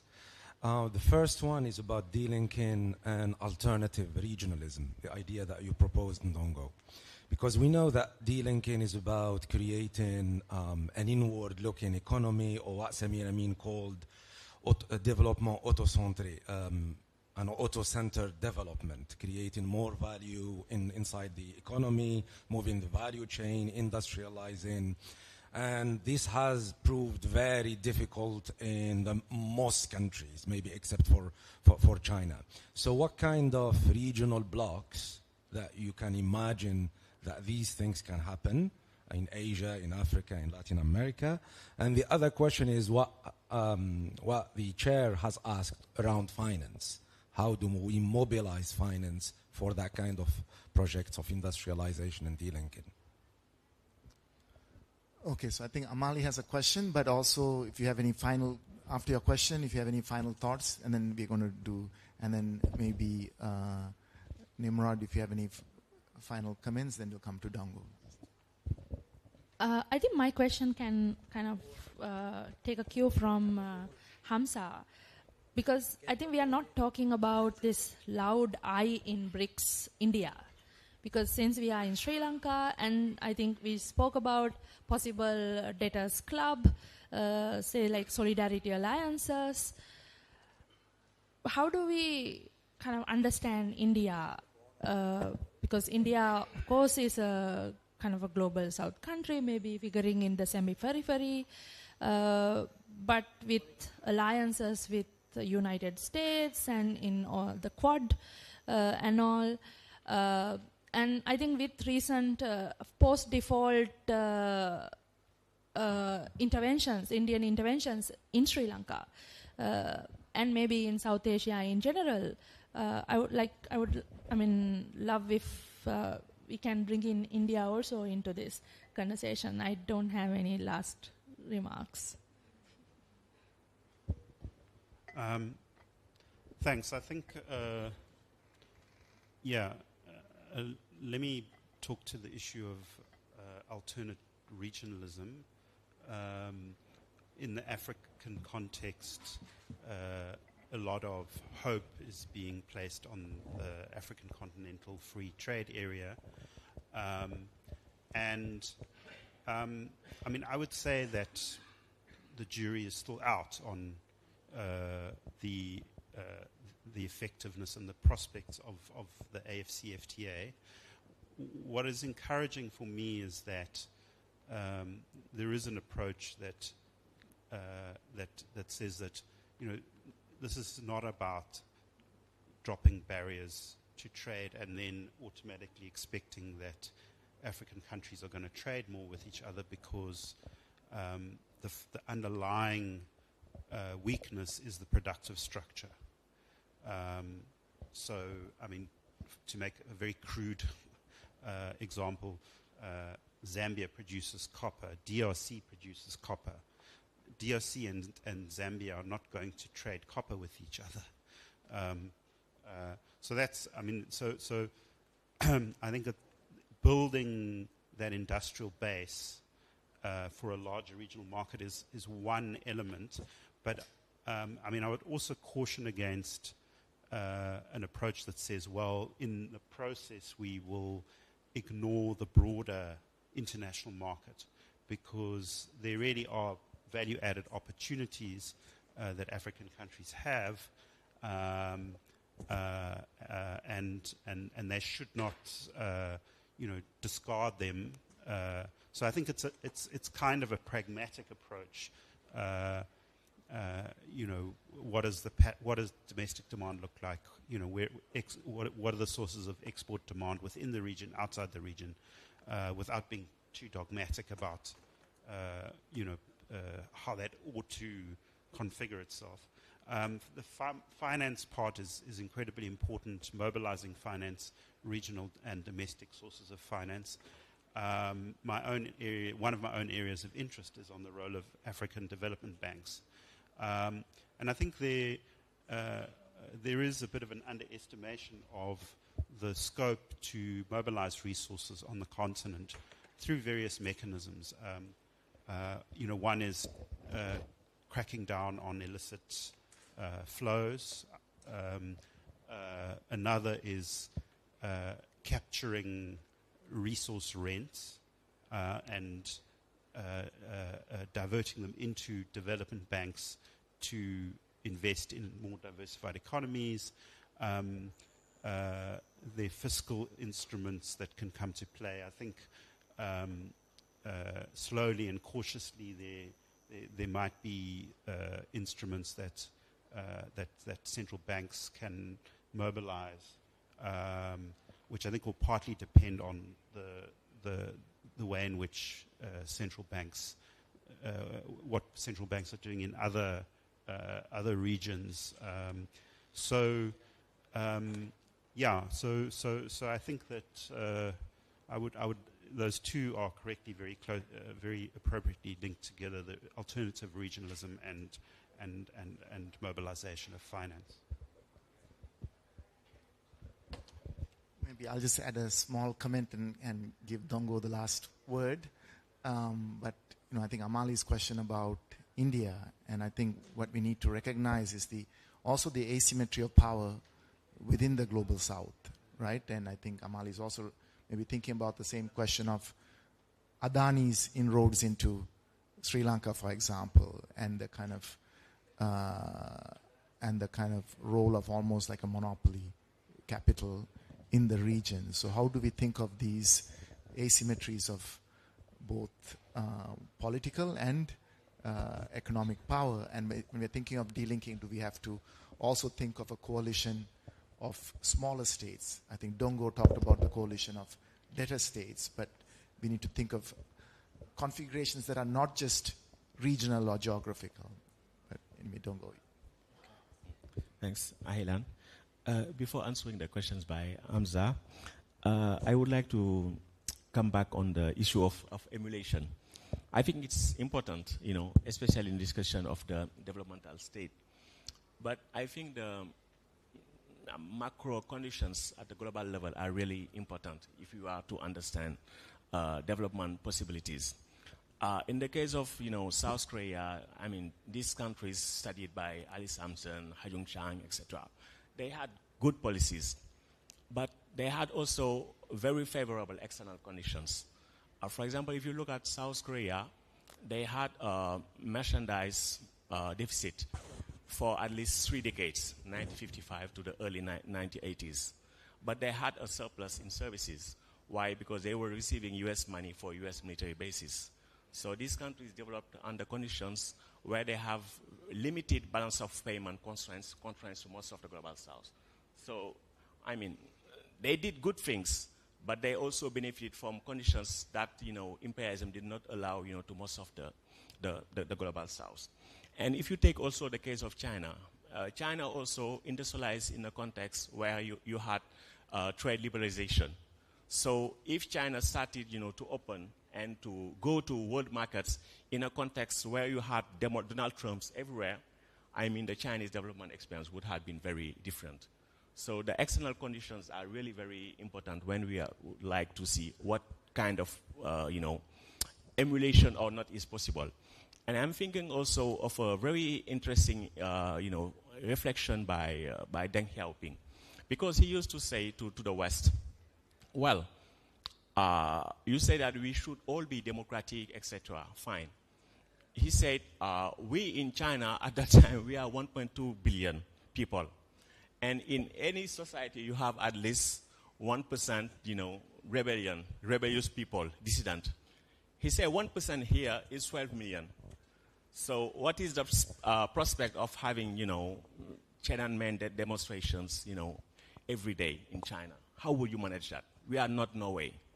So that means that sometimes, there are things that could not be, reproduced, in different contexts. I'm not saying that, you have to have some particular political, institutions, but there are limits to what could be reproduced elsewhere. And the thing is that in the history of capitalism has been progressive to some extent economically when its existence was threatened by the existence of an alternative economic model. I mean, the socialist model or, the struggles of the anti-colonial movements. So about class power, it's really a difficult question because historically also what we have seen is that the late experience of economic development, generally we see that the size of the states, the control over the economy by the states has tended to become greater. So if you want to somehow catch up a bit, generally the tendency has been to have big states and also big financial institutions, you see. And when you have big states, generally it's not too democratic. So I think that there is a need to have a kind of a balance to some extent. And generally, democratization is something good. For example, yesterday, Professor Chandas had talked about asset inequality. This is really important. You see, for example, in the African countries, I mean, that are ranked as the most democratic, for example, Botswana, South Africa, Namibia, when you look at the wealth inequality, it's among the highest worldwide. Why? Because you have land inequality. So you could see that countries that are labeled as kleptocracies, like Angola or Equatorial Guinea, they have, less wealth inequality than those so-called democratic countries in Southern Africa. So you need democratization to some extent, and by addressing asset inequality. But at the same time, you need a strong state, unfortunately, if you want to somehow regulate peripheral capitalisms. About finance, quickly. For me, the most important constraint is not finance, but it's technology. Because ultimately, what creates financial dependency is that you have material and technical dependence over other countries. And if you have those technologies, you could, somehow have some form of autonomy. Because for me, finance has always to start national. There are many things you could do at home. There are issues that are global for which you need global financial instruments. Yesterday, I was talking to two people from the central bank, and we were talking about their balance of payment issues, and I was asking them whether they had some, room for maneuver to lower some imports, etc. They said, yes, that is possible in agriculture, and also we could also increase our agricultural exports. And I say, well, what is lacking then? He said, the technology. And I said, could you produce the technology? He said, yes, we could. So, I said, normally you should have no financing constraint because you have the productive capacity to do it. But he says the IMF would not allow us to do that. So you could see that in that case, it's not necessarily financial constraints that are more binding, but political constraints to some extent. You see. So if you change your, domestic arrangement and have a kind of different economic model, maybe there are, other economic possibilities you would have that would lower your balance of payments constraints. Okay, thank you very much, Dongo, Amali, and Nimrod. I think we had a really good discussion. So now we'll break for tea, and hopefully we can come back in about 20 minutes. Thank you to the audience also for your questions, and please try to come back in 20 minutes.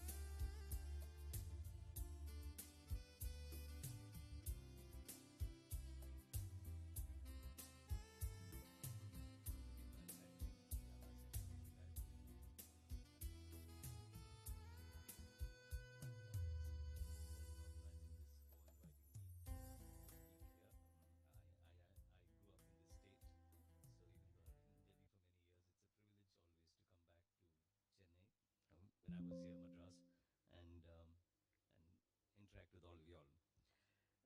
What I intend looking at very briefly today is to look at the implications of the coming of what seems to be a dramatic change in the global geopolitical economy. It's really going to be only 2 months since the second stint of Donald Trump as President of the United States, and there have been a dramatic set of both announcements and policies which have been implemented. And in the economic sphere, on the sphere of political economy generally, there have been about 3 or 4 areas in which the moves have been quite stark and significant.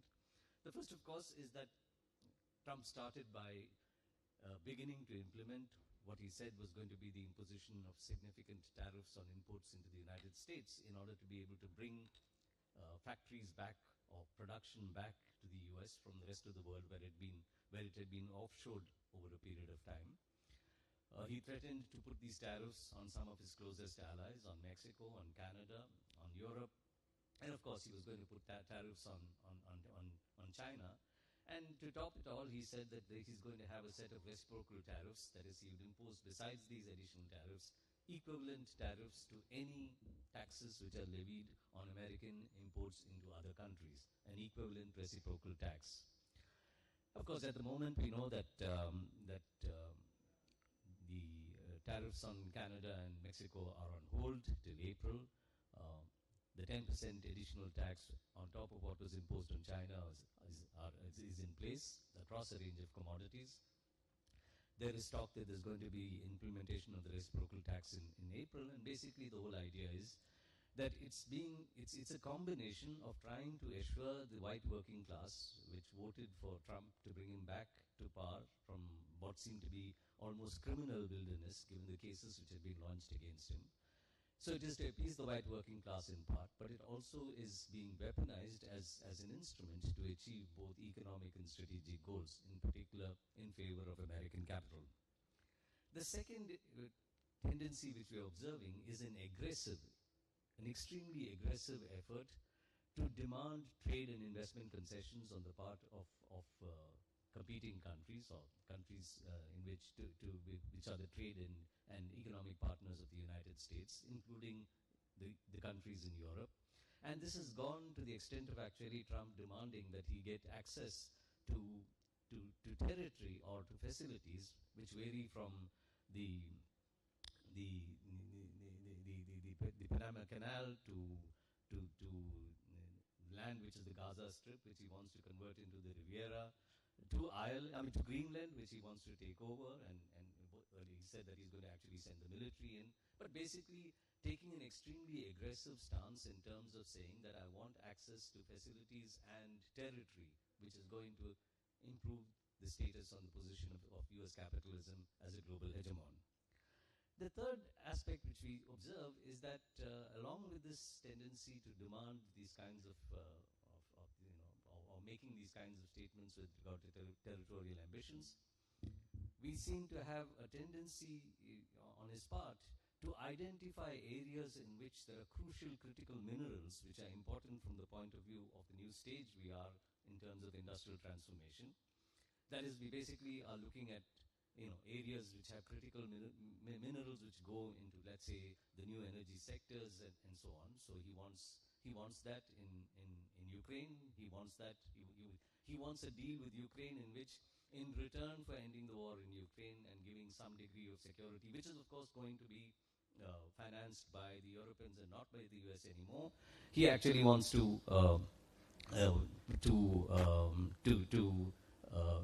take the critical minerals as a payoff for his role in Ukraine. He wants to do the same thing in Greenland, where cryptolite and such other critical minerals are available. And he's trying to do that wherever he thinks that it's possible for him to get access to these minerals on terms which he sees have to be special, given the role of the United States as markets for these countries globally. And finally, what we have is that he wants to, in some sense, while he has this aggressive tendency with regard to trade and investment, etc., he's taking a position that he wants to withdraw.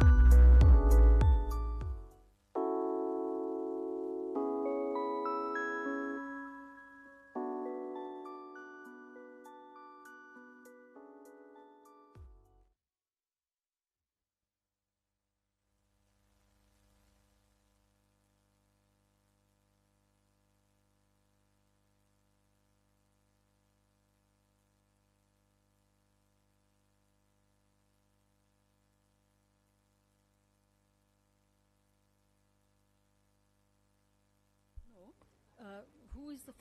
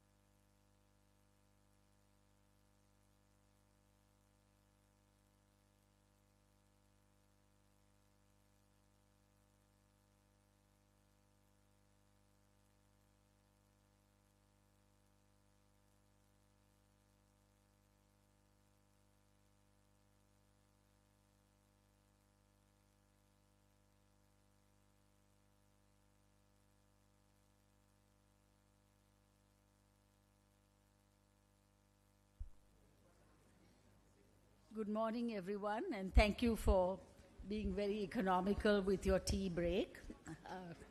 This panel will discuss decolonization, Bandung spirit, and the new international economic order.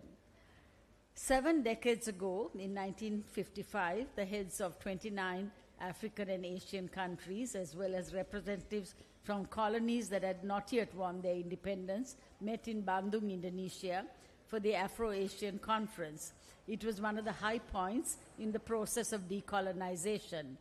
As we have been discussing yesterday and in the course of this week, this was a historical gathering because it was the first time that representatives of hundreds of millions of people from the third world came together to discuss the enormous social process known as decolonization and assess its implications. Sukarno, who headed the government of Indonesia and hosted the conference, opened it with a speech that suggested that the ambitions of the people who organized it. He said he wanted the conference to give guidance to humankind and that this guidance would point out to mankind the way which it must take to attain safety and peace. The leaders gathered not only to celebrate the independence of India, the Chinese Revolution, devolution of power in the Gold Coast that led to a free Ghana. They wanted to give evidence that a new Asia and a new Africa was born. Sukarno's associate, Rosalind Abdul Ghani, was the Secretary General of the Bandung Conference, and during the conference and after the conference, he began to speak about a Bandung spirit, which he described as a spirit of love for peace, anti-violence, anti-discrimination, and development for all, without trying to intervene for one another wrongly, but to pay a great respect to one another. This Bandung spirit was not just idealism. It had a material base rooted in the freedom struggles of people in the colonized world, which the United Nations General Assembly described 5 years later in the Declaration on the Granting of Independence to Colonial Countries and People, as a process of liberation that is irresistible and irreversible. This spirit was born in mass struggles against colonialism and was then brought together by anti-colonial activists as they met in an international arena, especially in Europe and the very citadels of colonialism. All the leaders spoke with the same reverberating voice, that this is the spirit and voice of their people who were colonized, oppressed, and humiliated.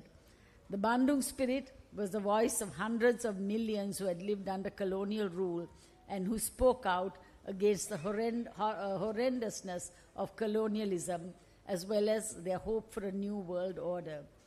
However, as you know, the strength of neocolonial structures that continued despite the end of the formal colonial rule was such that the Bandung spirit soon dissipated. Only nostalgia for it remained. Generations born after the colonial rule could no longer hold close to them the residue of the long and difficult colonial struggles. The national liberation agenda corroded with those neo-colonial structures.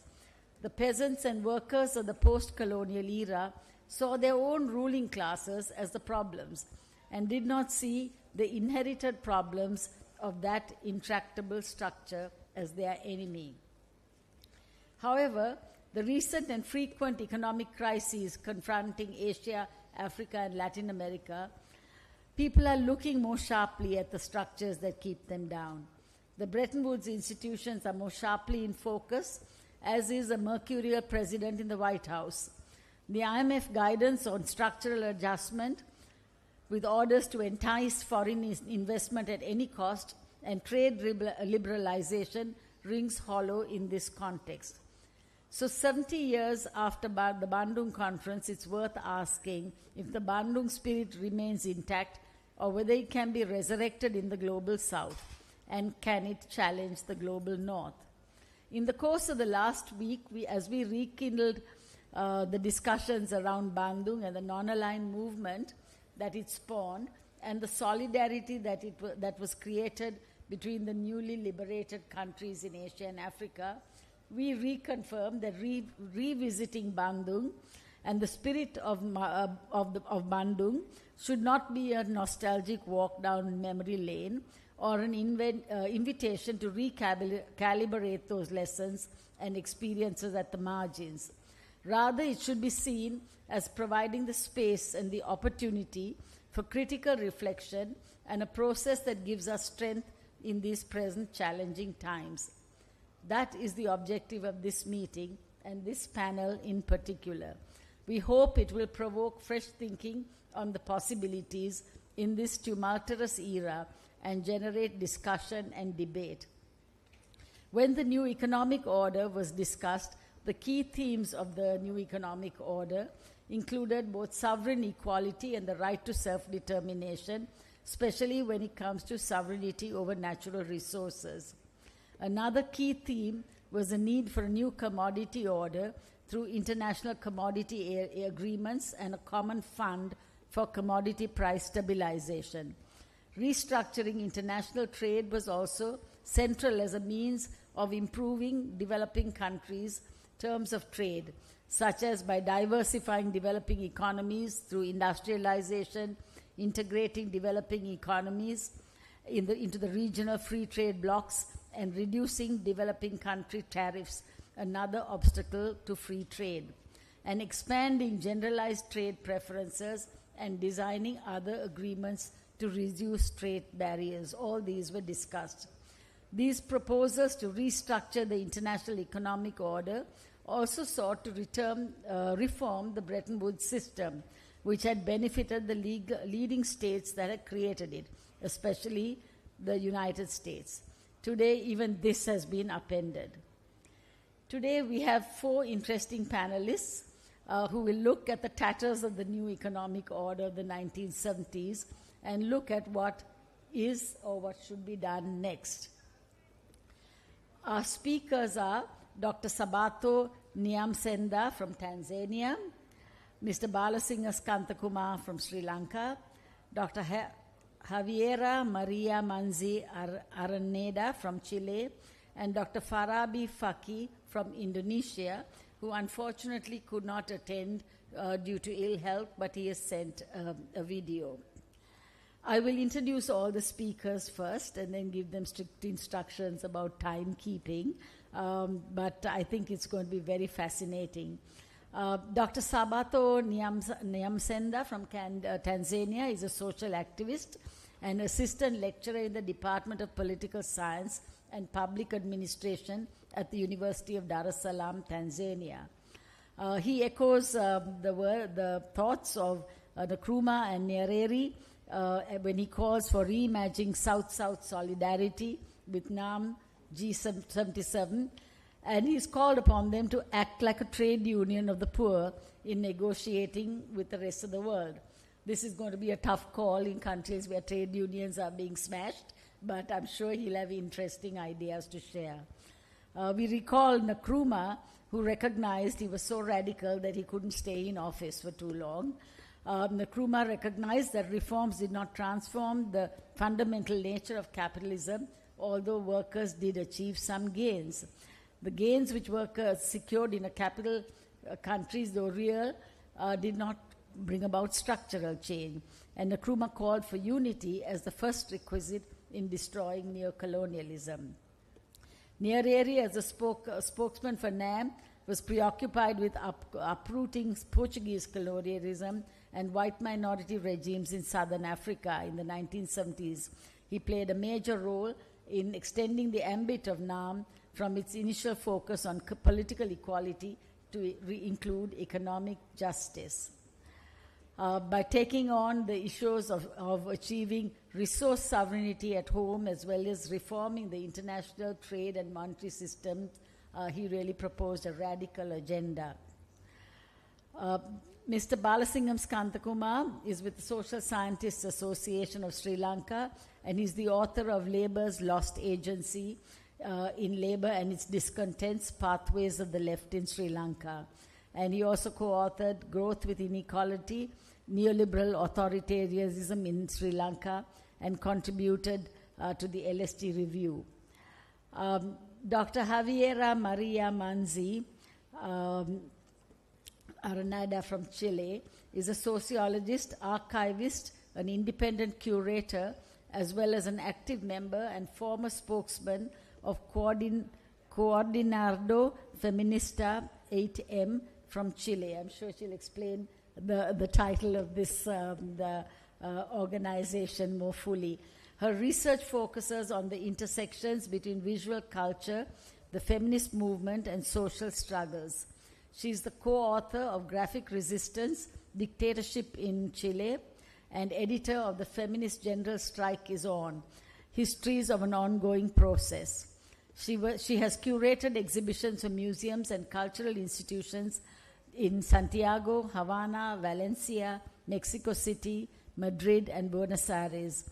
As an archivist, she has been committed to the recovery and dissemination of archives from feminist organizations and resistance movements during Chile's civil-military dictatorship. She is currently the general editor of Modernismo Latinoamericano.org. It is a digital platform dedicated to reconstructing the trajectories of social thought and the visual and material culture of emancipated projects.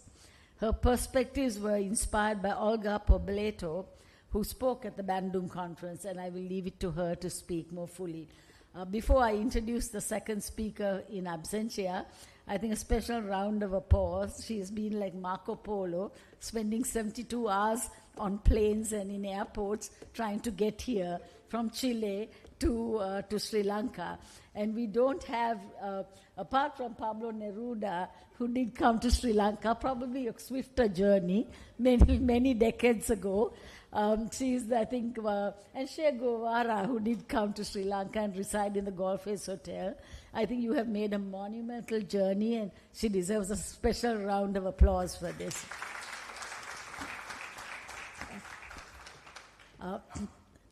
Dr. Farabi Faki from Indonesia is a lecturer at the Department of History, University of Gajah Mada in Yogyakarta, Indonesia, and is the author of the book Authoritarian Modernization in Indonesia's Early Independence Period, 1950 to 1965.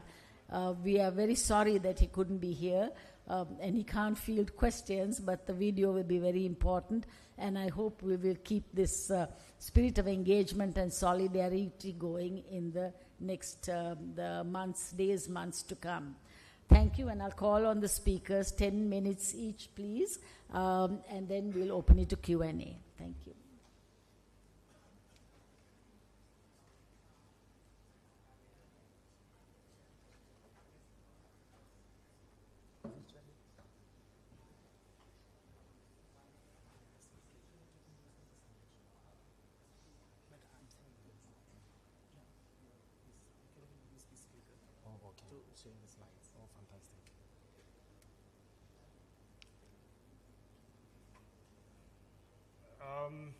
Thank you so much for having me.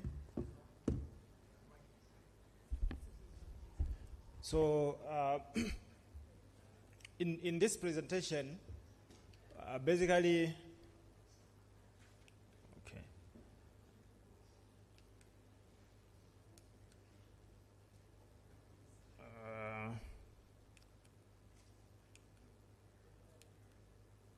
Okay, so I'm going to highlight the contribution of Africa, and particularly the two giant African thinkers and leaders, Kwame Nkrumah, who was the independence leader of Ghana, and Julius Nyerere, who was the independence leader of Tanzania, both of whom played a crucial role in building South-South solidarity and taking the Bandung spirit forward. So let me start with Nkrumah. He wrote a book which has been introduced here before, Neocolonialism, the Last Stage of Imperialism, which was actually the restating of Lenin's imperialism, the highest stage of capitalism in the post-colonial era. He's trying to explain why, even after countries gained independence, imperialism had not collapsed because it had metamorphosed into neocolonialism. And towards the end of the book, of course, he called for radical delinking from the imperialist world order through unity.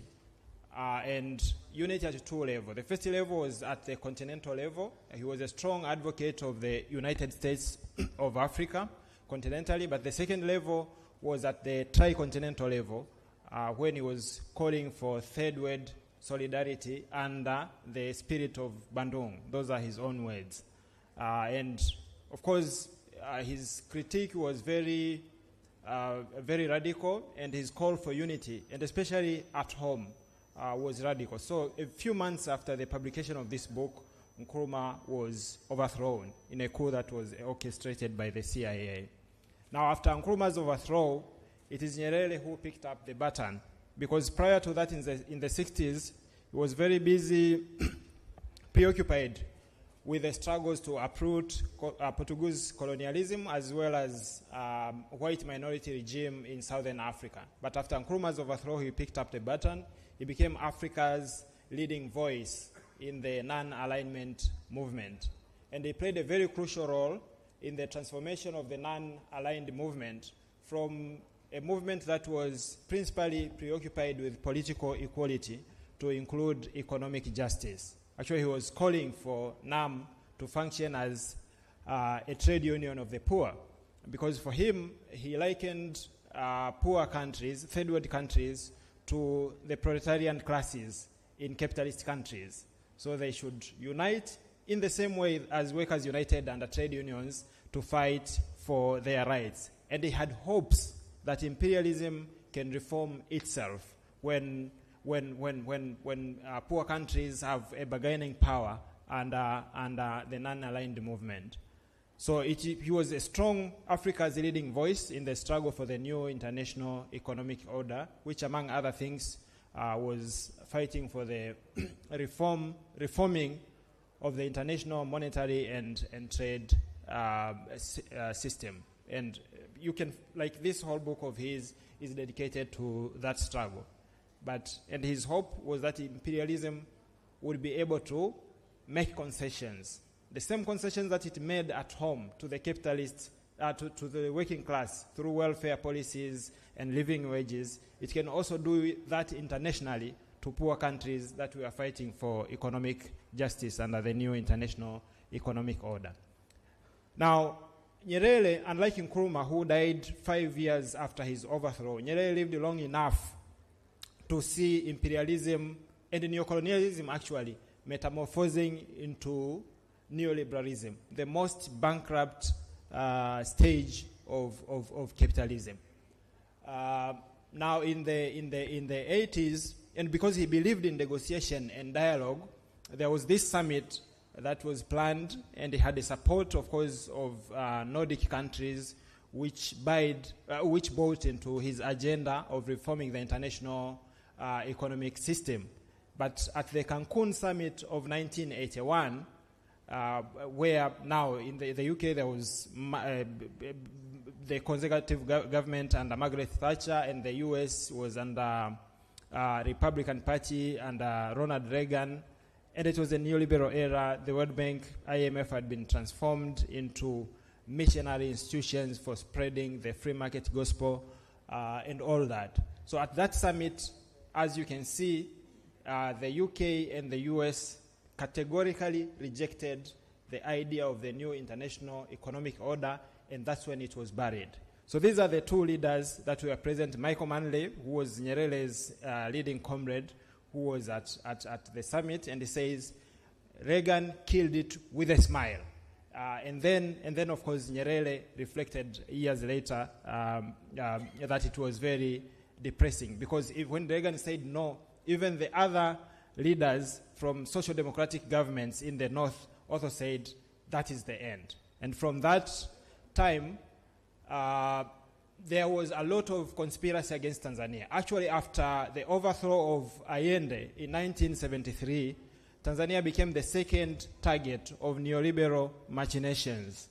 So the IMF and World Bank strangled the economy in the country, while Ronald Reagan and Margaret Thatcher were also burying his reform agenda at the international level. So what can we learn? But of course now, let me go back to this. So here we have two models. So Michael Manley, after that, he transformed. I think those who are coming from Jamaica know. He became a complete neoliberal. When he came back into power, he said, I cannot fight these, and therefore I'm going to join them. But then Nyerere did not change. Actually, it dawned on him that imperialism cannot be reformed. If the North is not ready to make concessions, then it's the duty of the South to reorganize itself. So in 1986, he was nominated by Mahathir Mohamad, the Prime Minister of Malaysia, and then he was approved by the Non-Aligned Movement to head the South Commission, which issued its report in 1990, titled The Challenge to the South. So in this report, the language had changed from the North reforming itself to the South relying on itself. So he was basically calling for the collective self-reliance of southern countries. And as you later see, and this is my last but one slide, is that Nyerere is credited as being the architect of the idea of BRICS.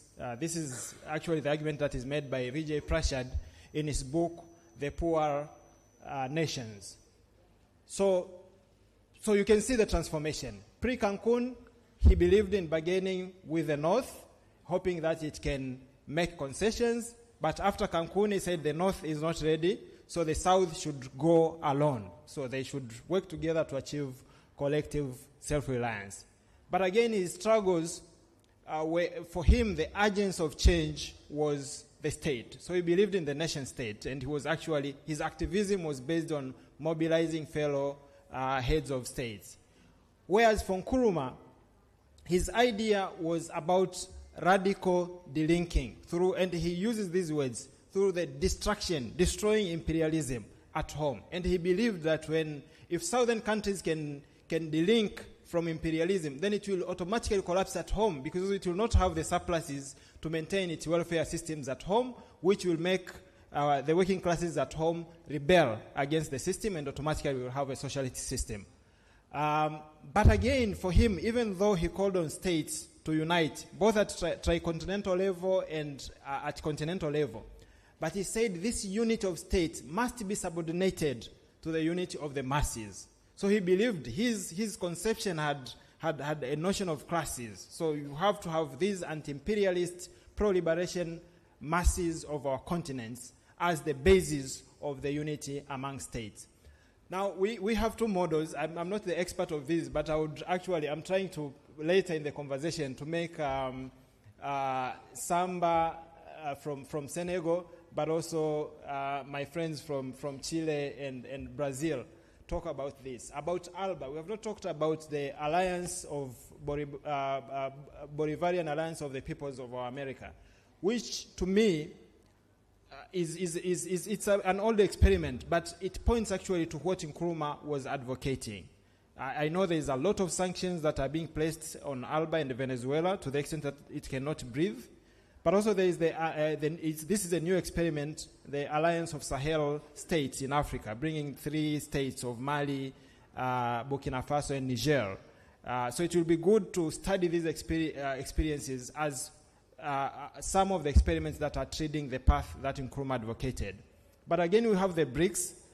Some scholars have been very critical of it in the sense that much as, of course, we always give the example of China, but BRICS is not China alone. There are other countries. And it did not necessarily challenge imperialism, but it subverted it from within. So, and this is what actually Nyerere was advocating for. So we have two paths for South-South solidarity. On the one hand, through radical delinking. On the other hand, through subverting imperialism from within. To me, they are both approaches that can be used to build South-South solidarity and do away with neocolonialism. How effective they are, that is subject to discussion. Lastly, the struggle for South solidarity and against neocolonialism is, of course, going to be a very long and protracted struggle, as Nyerere's struggles would show. And always he insisted, giving this example of the proverbial rabbit on a mission to kill the elephant. Yeah? So, and he says in the end, it managed to kill the elephant, and I hope this inspires us to carry on with the struggle, believing that one day the rabbit will kill the elephant. Thank you.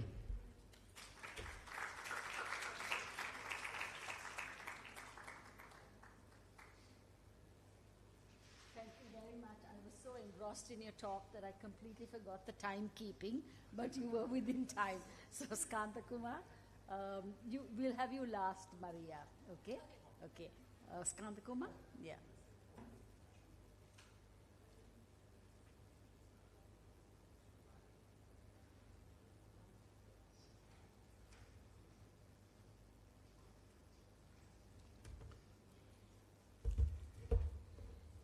Hi, good afternoon, everyone. Let me see if we can get the presentation up.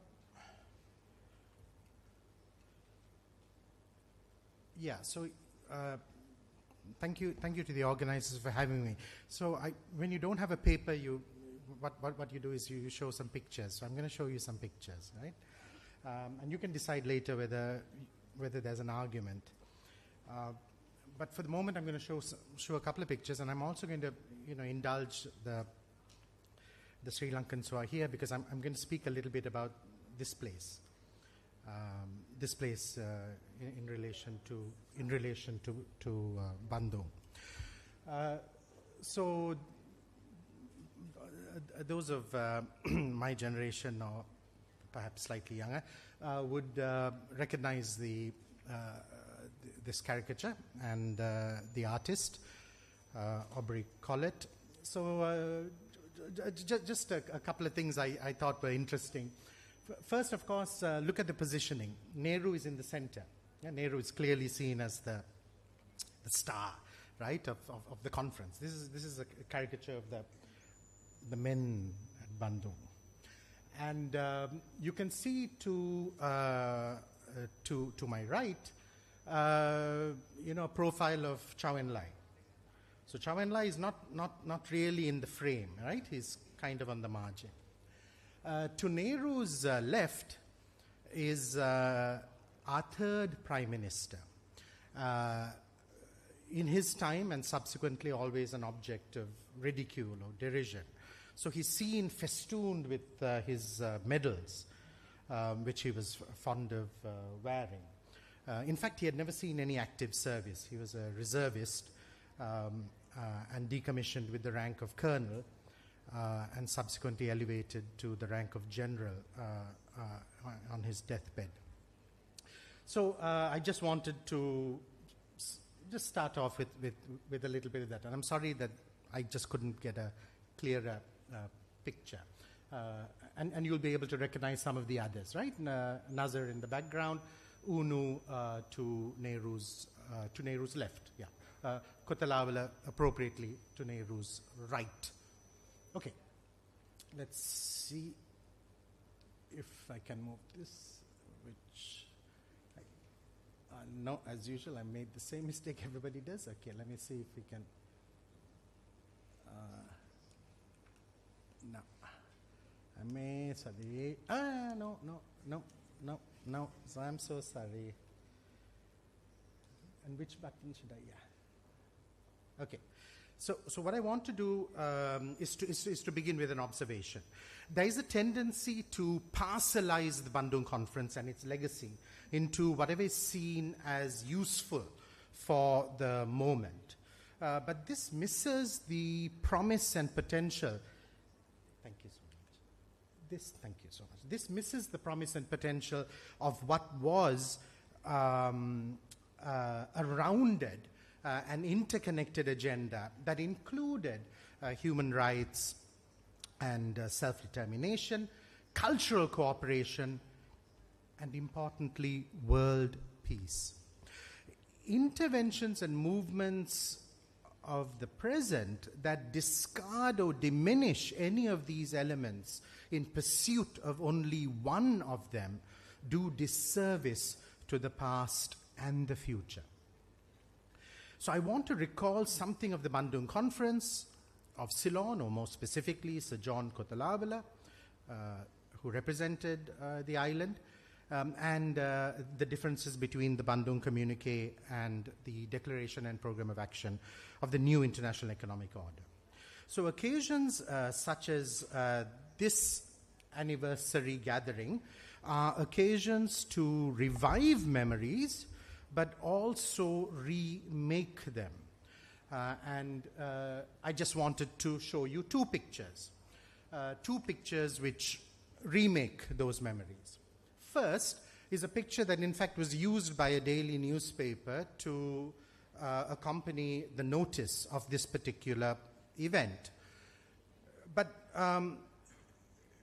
well, there is something not quite right about both these pictures in relation to the Bandung Conference. First, and it's a running theme, they're only men. Yes. But the picture on the left includes two men who were never at Bandung. They weren't there. Nkrumah had been advised not to attend. Tito, of course, was excluded because he represented a country in Europe, and this was a Africa-Asia summit. The second one, I didn't crop this picture. The second one is a billboard for the 60th anniversary, 10 years ago. Now the agency cropped the picture. Guess who is to the right in this picture? Guess who is missing from it? Sir John Kotelawala. Right? So the four figures who are here are seen to represent what Bandung was. Sir John is always seen as the oddball, the misfit.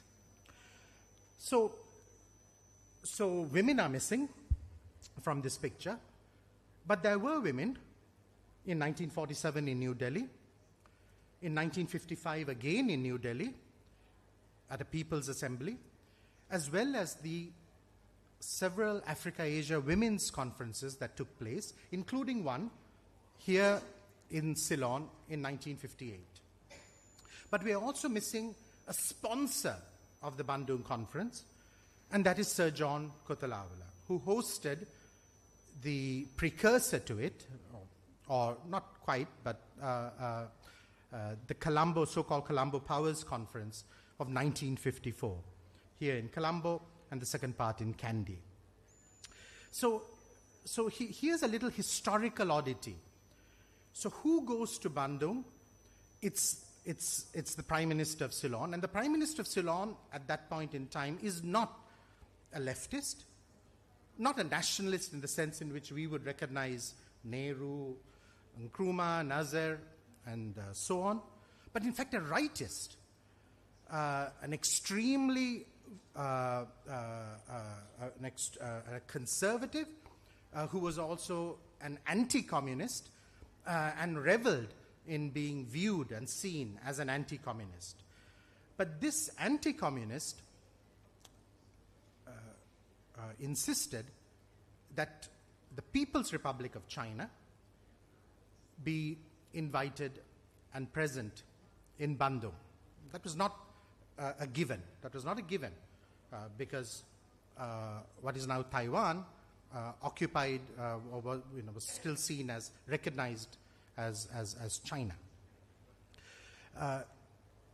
The party that this particular individual came from, the party of the right, the party that had ruled Sri Lanka since independence and continued to until just the year after Bandung, was the party that first recognized Communist China at a time in which it lacked that international recognition or even recognition in Asia by signing the Rice Rubber Pact in 1952, just a few years before Bandung. So here you had a leader of the right, a representative of anti-communism, engaging and negotiating with China, along with, of course, other leaders from Western-aligned countries, like Philippines, Thailand, and so on. And all of them, including Burma and India, fearful of the communist movement within their states. And it's very difficult now for us to appreciate it, but remember at that point in time, for Nehru, as well as in Burma, and certainly the situation in the Philippines and Thailand, it was the rising left that was seen as a threat to the nationalist regimes, not forces from the right. So I want to pick up on some forgotten memories by reminding everyone, and this too came very strongly from John Kotelawala, that Bandung should be a place to talk about peace. So this is a moment in our region, in our continent, where there was enormous concern about the prospects for a global conflagration, which would be provoked by the conflicts or tensions between the two post-World War superpowers, and the drawing of Asian countries into this through alliances such as the pro-Western Southeast Asian Treaty Organization, SEATO.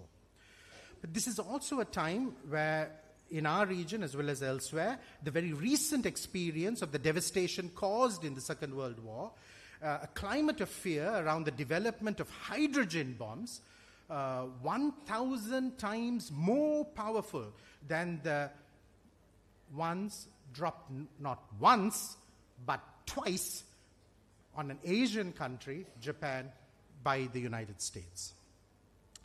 So for these countries, here in our region as well as elsewhere, the concern that this trend towards the development of nuclear weapons and these increasing tensions posed a threat to humanity as a whole. And I wanted to mention this because also of just what has happened in our region in these last few months. Please remember, we are in a sub-region of South Asia where there are two nuclear powers, and those two nuclear powers went to war. They went to war. They remain in a state of war. So at Bandung, what the leaders were also pushing for was the peaceful settlement of disputes between states. That for the countries, the newly decolonized countries of Asia and Africa, to be a force, a moral force for world peace, they had to practice what they were telling the USSR and the USA. So they had to solve their disputes peacefully.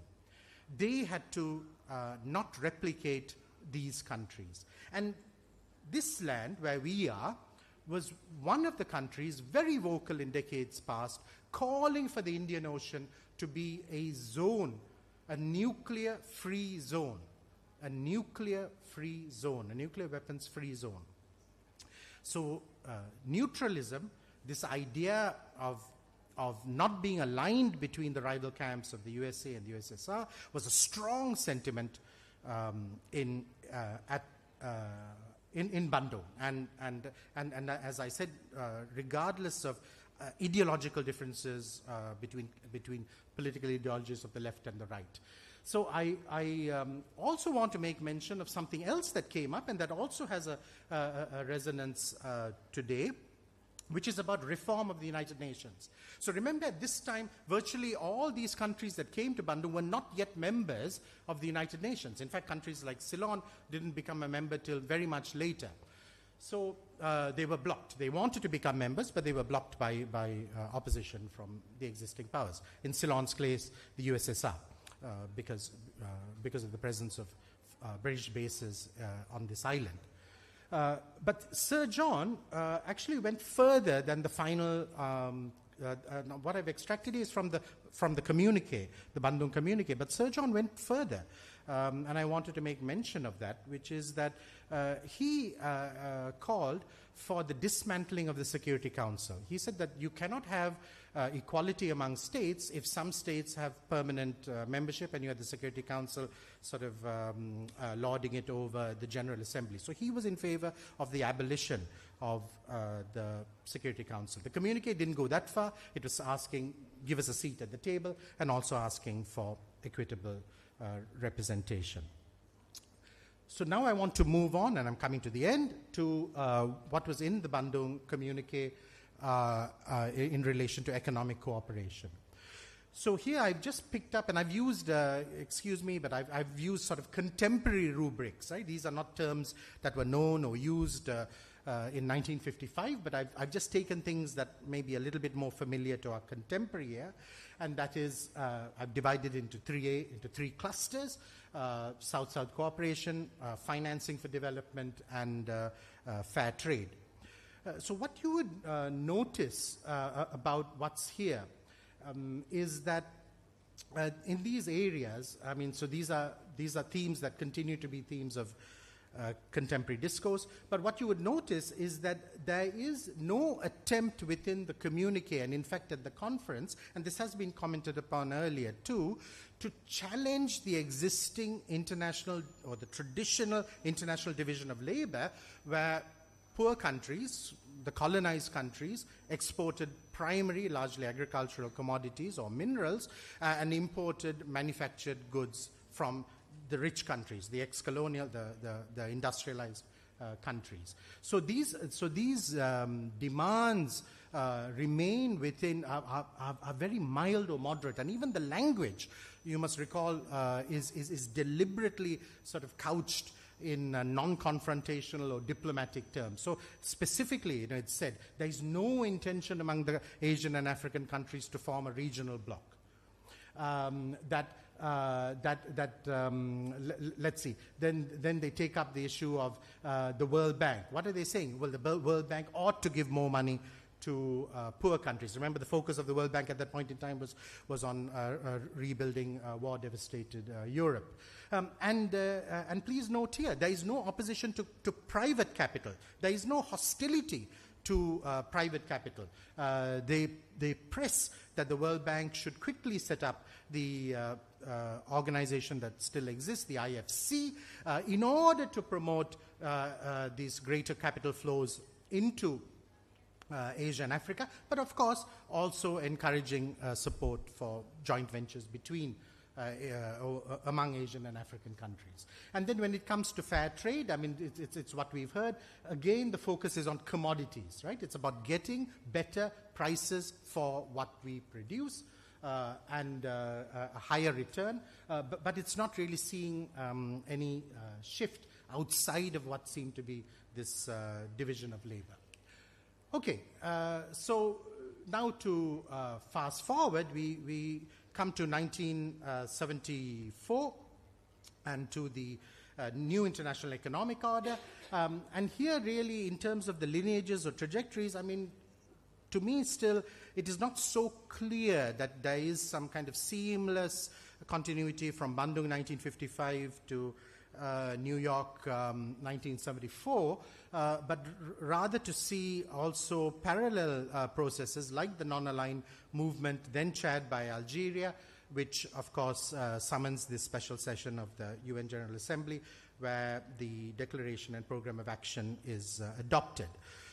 Of course, along with the non-aligned movement, and this is again just a shout out to the Sri Lankans here, is the establishment of the UN Conference on Trade and Development in 1964.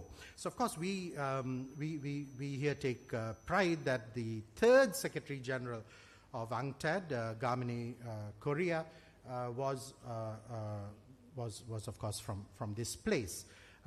Let me at this point pause to just introduce a piece of trivia that none of you would have any interest in, but so there's a connection between Gamini Korea also and even this space that we are in, which is that as those of you who are not from Sri Lanka have now discovered, this place was built as the venue, as a conference site for the Non-Aligned Movement Summit of 1976 by Sirimava government. But before it was became a construction site, and we had this center and the complex built, it was a 9-hole golf course. So Gamini Korea was related by marriage through his grandmother, his maternal grandmother, to all three of the prime ministers, the three first prime ministers of Ceylon. So and he was a civil servant his entire life. So he would leave his office, come here and play a couple of round of golf, and then of course go to his home, which is about a kilometer or less away from here. So it's just a little bit of trivia. So the aim of the new international economic order was to restructure international economic relations, to redistribute economic power and benefits in favor of underdeveloped countries, the producers and exporters of primary commodities. And so you can see that it is bolder than Bandung. Permanent sovereignty over one's natural resources, the right of states to form cartels or associations in order to get the best possible price for what they export, to regulate transnational corporations. In other words, yes, corporations are there.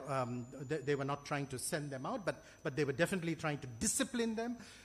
Which they lacked then and of course now, and technology transfer, this was also mentioned, and please also note this thing, non-reciprocal trade preferences to developing countries. In other words, to recognize that the same rules couldn't apply to both industrialized and non-industrialized countries, and that the global order needed to recognize what was different, inequitable in that relationship, and address it, repair it for everyone's benefit. Okay, so I'm closing. I'm closing now, Chair. I wanted to just close with some random observations or reflections, which is that Bandung was an event which we honor, including by being here, but it was not a rupture with the global order. An anti-colonialism centered around state sovereignty and non-interference in the domestic affairs of states, of Africa and Asian states, but not an anti-colonialism deepened by anti-imperialism. The epoch of national liberation movements after World War II gave rise to other political imaginaries, and I wish to recall the Organization of Solidarity of the Peoples of Asia, Africa, and Latin America, the tricontinental conferences, did see anti-imperialism and the struggle for socialism as necessary for full decolonization and complete freedom. Today we are told to call and tell ourselves of something called the Global South. The Global South is a counterfeit. There is neither unity, nor solidarity, nor collective action, whether in the face of genocide in Gaza or Trump's tariff war. In rich and poor countries alike, there is not one, but 3 or 4 worlds. In the spirit of internationalism and solidarity, and for our collective survival on a burning planet, I wish to reaffirm what Che Guevara insisted on: a united front of the victims of oppression and exploitation. A united front regardless of our geographical location. north, south, east, west. A united front regardless of our social identity. Woman, indigenous, trans. The third world, Vijay Prashad reminds us, was not a place, it was a project. The third worldism centered on states alienated and repressive of the exploited and the oppressed. That third worldism is dead. Long live the third world.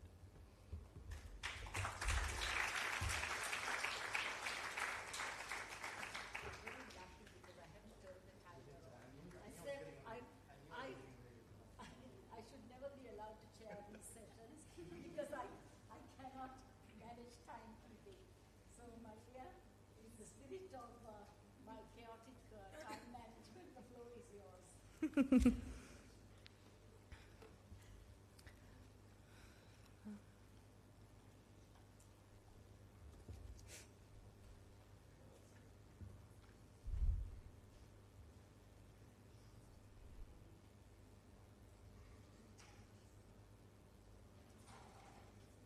Well, maybe while we wait for the presentation, the images, I just wanted to, I'm very humbled and so grateful for this invitation and for all the people that made it possible. Just as it was said, I had to travel from very far away to be here. I come from Santiago, Chile, and I am deeply honored to be part of this anniversary.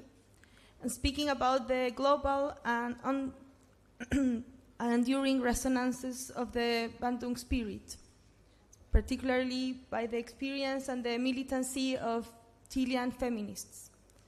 So I wish...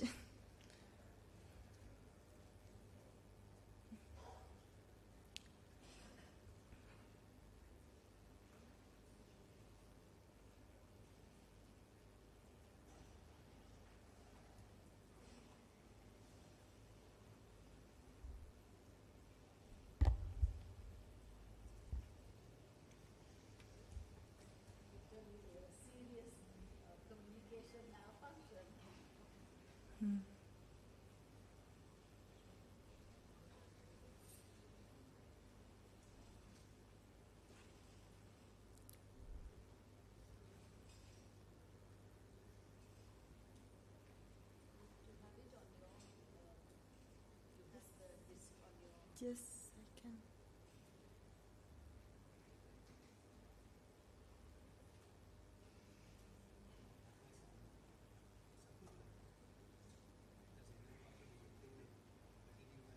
No, unfortunately, today is a day of computer malfunctions because even the video from Indonesia did not arrive. It was going to be a Zoom presentation, and he was not well enough to do it.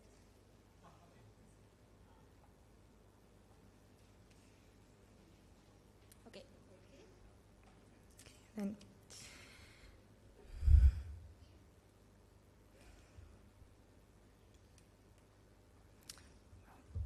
In 1950, the Chilean poet and Nobel Prize winner Gabriela Mistral wrote one of her most powerful non-poetic essays, The Cursed Word. In it, she addressed the urgent need to reclaim the word peace and frame it as a pressing global concern.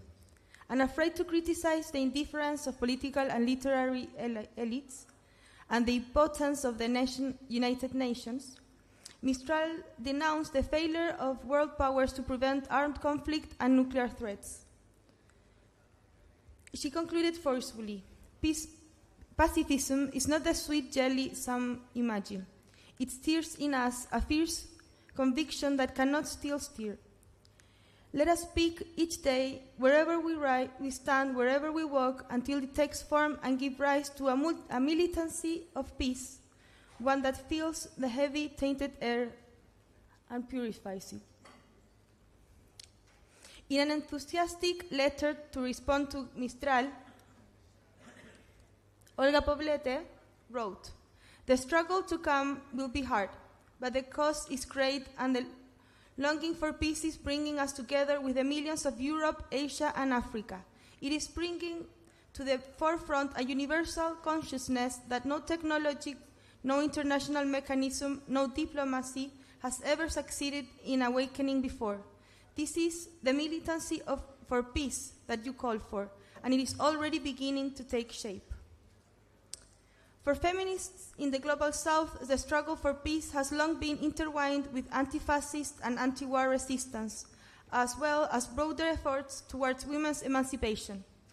Reclaiming peace as a political horizon is not about nostalgia or naive idealism. It is a militant exercise in historical memory and strategic imagination. From the mid-20th century onward, in Chile, a generation of internationalist women leaders forged national liberation, anti-imperialism, development, and feminism into vision of substantive global peace, deeply inspired by the spirit of Bandung. Following the words that have already been said here of Ruslan Abdulghani, Secretary General of the Bandung Conference, this was a spirit of love for peace, non-violence, non-discrimination, and development for all, without undue interference, but with profound mutual respect. A powerful articulation of this spirit came from Chilean historian, feminist, and political organizer Olga Poblete. Born in Tacna while it was still occupied by the Chilean army after the Pacific War with Peru, her early life was shaped by the aftershocks of war and territorial conflict. As a Marxist historian, she was the first Chilean to write books on the modern history of Africa and Asia, and the first woman to become chair of modern history at the Universidad de Chile. Her pioneering trajectory connecting women's and national liberation movements offers a unique lens through which to understand a strategic socialist and feminist pacifism forged between 1930s and 1990s. Over this half-century, Poblete served as secretary of the Movement for the Emancipation of Women in Chile, BMICH.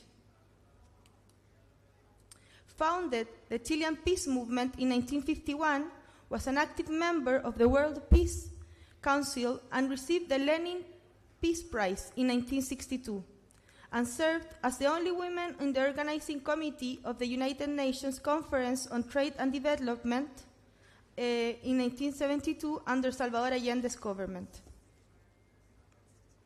After the military coup of 1973, she helped to reunify a feminist movement that played a key role in resisting Pinochet's dictatorship. In alignment with the Bandung spirit, Poblete's pacifism was never merely a call for ceasefire. Rooted in a humanistic principles and materialist analysis, it aimed to expose the structural causes and economic interests behind war and to seek the conditions for a lasting peace. This was the foundation for what she called an independent, anti-imperialist, and anti-colonial foreign policy, with decisive support for people fighting for national liberation and clear, universal image of the problems affecting the third world countries. Poblete's pacifist activism had multiple ramifications, both within and beyond Chile. One pivotal moment in her trajectory occurred in 1945 during her stay in New York whilst pursuing a master's degree at Columbia University. According to her account, it was while living in the US and witnessing the bombing of Hiroshima and Nagasaki that her pacifism and anti-imperialist convictions crystallized.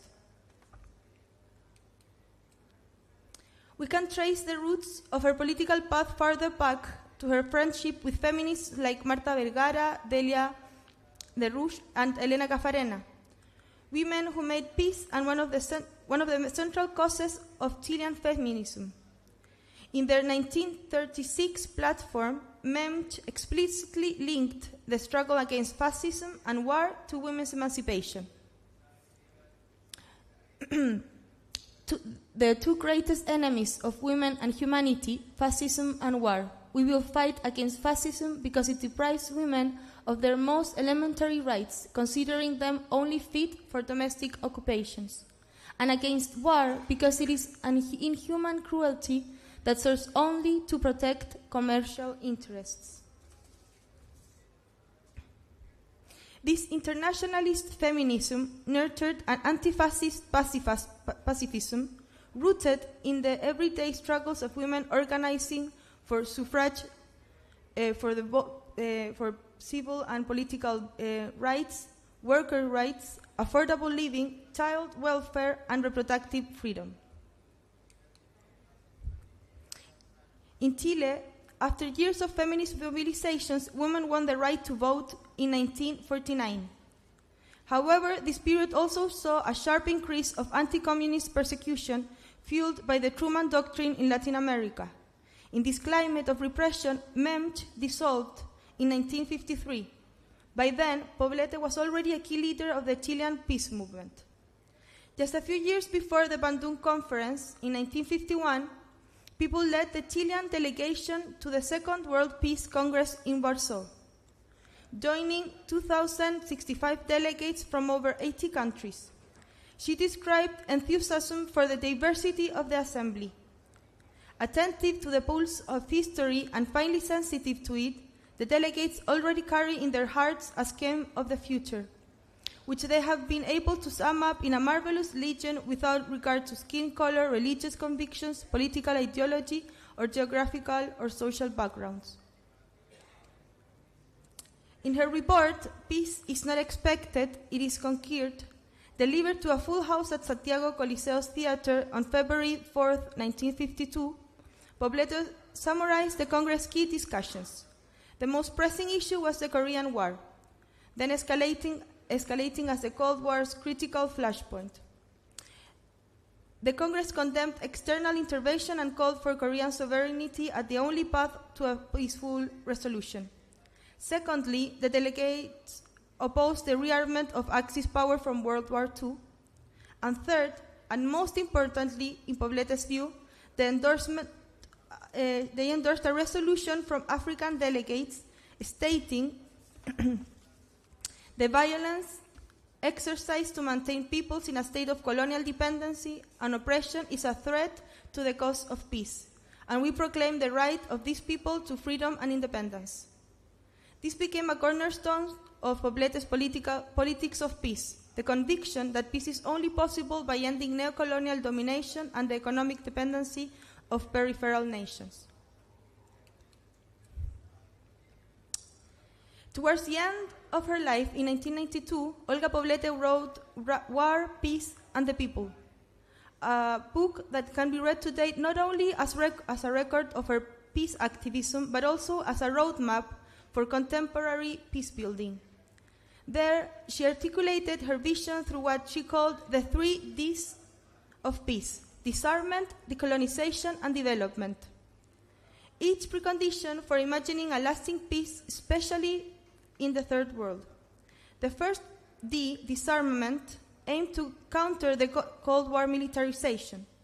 The World Peace Council, under this banner, campaigned against the irrationality of military expenditure and promoted the conversion of nuclear facilities for peaceful use. Poblete believed the peace movement needed to awaken popular consciousness, particularly among the working class, who would most clearly see the ties between capitalism and war, between life and peace. As she says, who better than they, the productive workforce in cities, fields, seas, and mountains, those always sent en masse to fight in every war only to be the most mercilessly destroyed and devastated afterwards, who better to understand that peace is not a simple ceasefire, but the very essence of life itself. The second D, decolonization,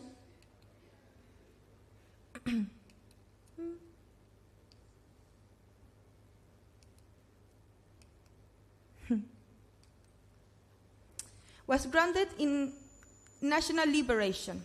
For Poblete, a materialist peace project had to distinguish between the military offensive of imperial powers and the armed struggle of colonized people seeking freedom.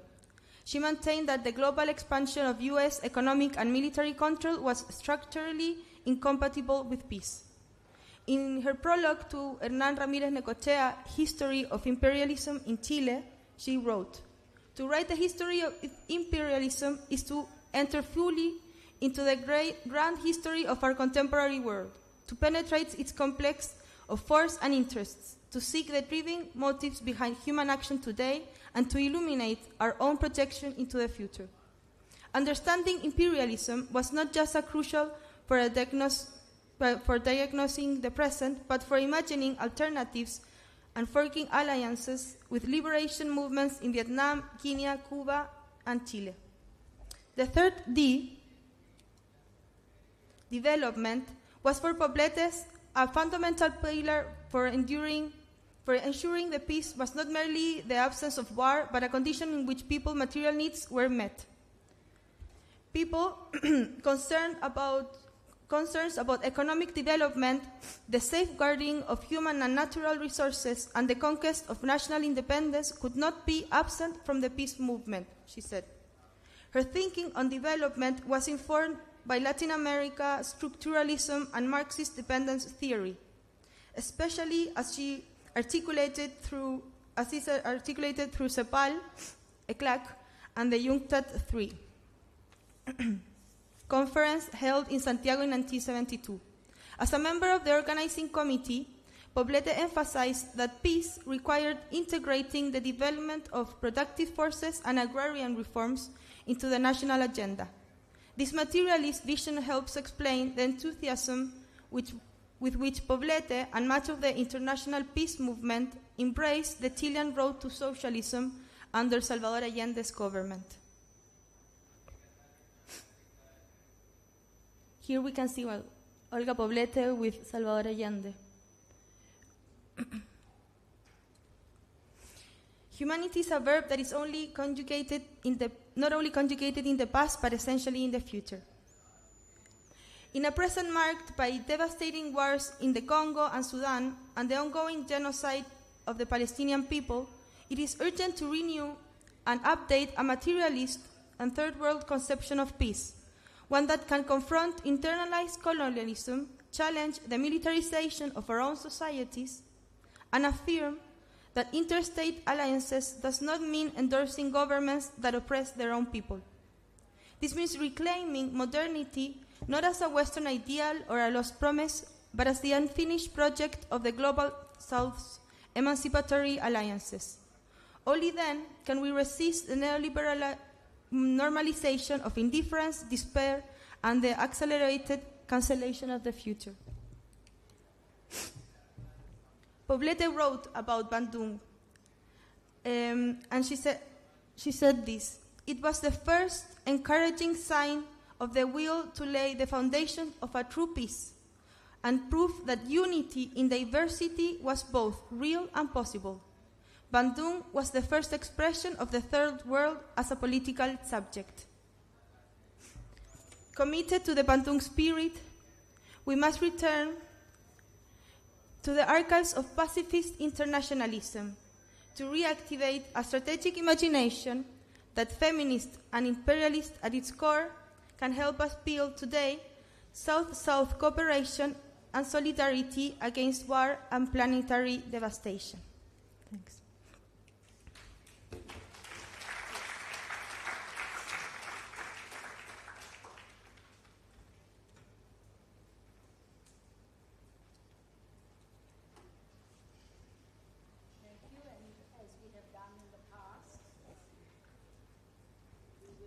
Few questions, maybe 3 or 4. I see a question right at the back. Yeah. You can address it to the panelists or in particular, or each of them can answer. Hello, big thank you to the panelists for the very interesting and provocative presentations. Louder, please. Sorry.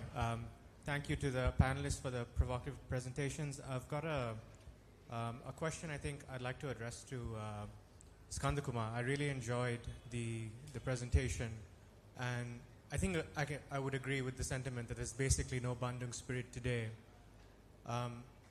the provocation about, let's say, the Global South being counterfeit and the Third World Project being dead, I think those are also very useful to discuss.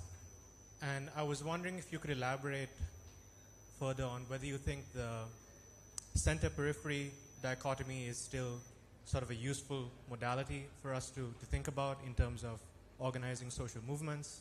And you were talking about also coalitions of the exploited. So within the current global conjuncture, and we see there's definitely a lack of radicalism in the states driving these projects. So how would you suggest we structure and organize social movements and movements of international solidarity? Is it still worthwhile to have them structure along the lines of peripheral solidarity and so on, or does it need to go beyond that? Thank you. Yes.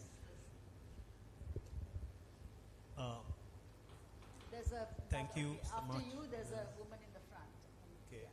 Shall I go ahead with the question? Yeah, you go ahead and then we'll... So thanks a lot for the extremely thoughtful presentations. I just want to, I don't know whether this question is too general.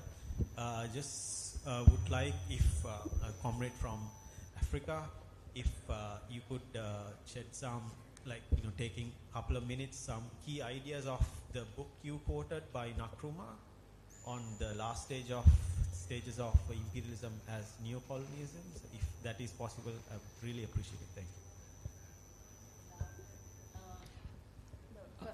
Yes. Sorry, thank you for that wonderful discussion. My question is also for Mr. Skandakuma. 3 very brief questions. To what extent do you think the Ceylonese premier contributed to the ethos of Bandung? Did he reflect the views prevalent in Ceylon at the time? And thirdly, was it a missed opportunity for Ceylon? Thank you.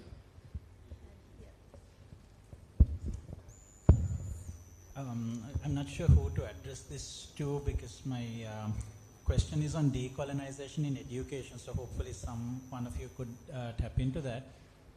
So typically when we talk of decolonization, people talk about decolonizing the curriculum, so centering indigenous voices and things like that. But I think we need to go beyond that, because it wasn't just a colonial curriculum that was mainstreamed in our countries, but also a colonial model of education itself. So the idea that education only takes place in a school, it's not in your lived realities, it's not in your practice. You go to school, that's where education happens, anything else is not. And the idea that knowledge exists only in an individual, so that's why all the exams are on testing the person. You have to perform in your examination alone, but your real life you are working with other people, and that's really where your performance matters. And even the notion of a curriculum itself, so the colonizers decided these are the things that we want you to know, and these are the only things you will learn and the only things you will be tested on. And we are still, even though we're changing what's in the curriculum, we're still following that same model where some people are deciding this is what people need to learn, and you cannot decide for yourself what you need to learn. Thank you. Skandakuma, you have to start, and then we will open the floor to the others.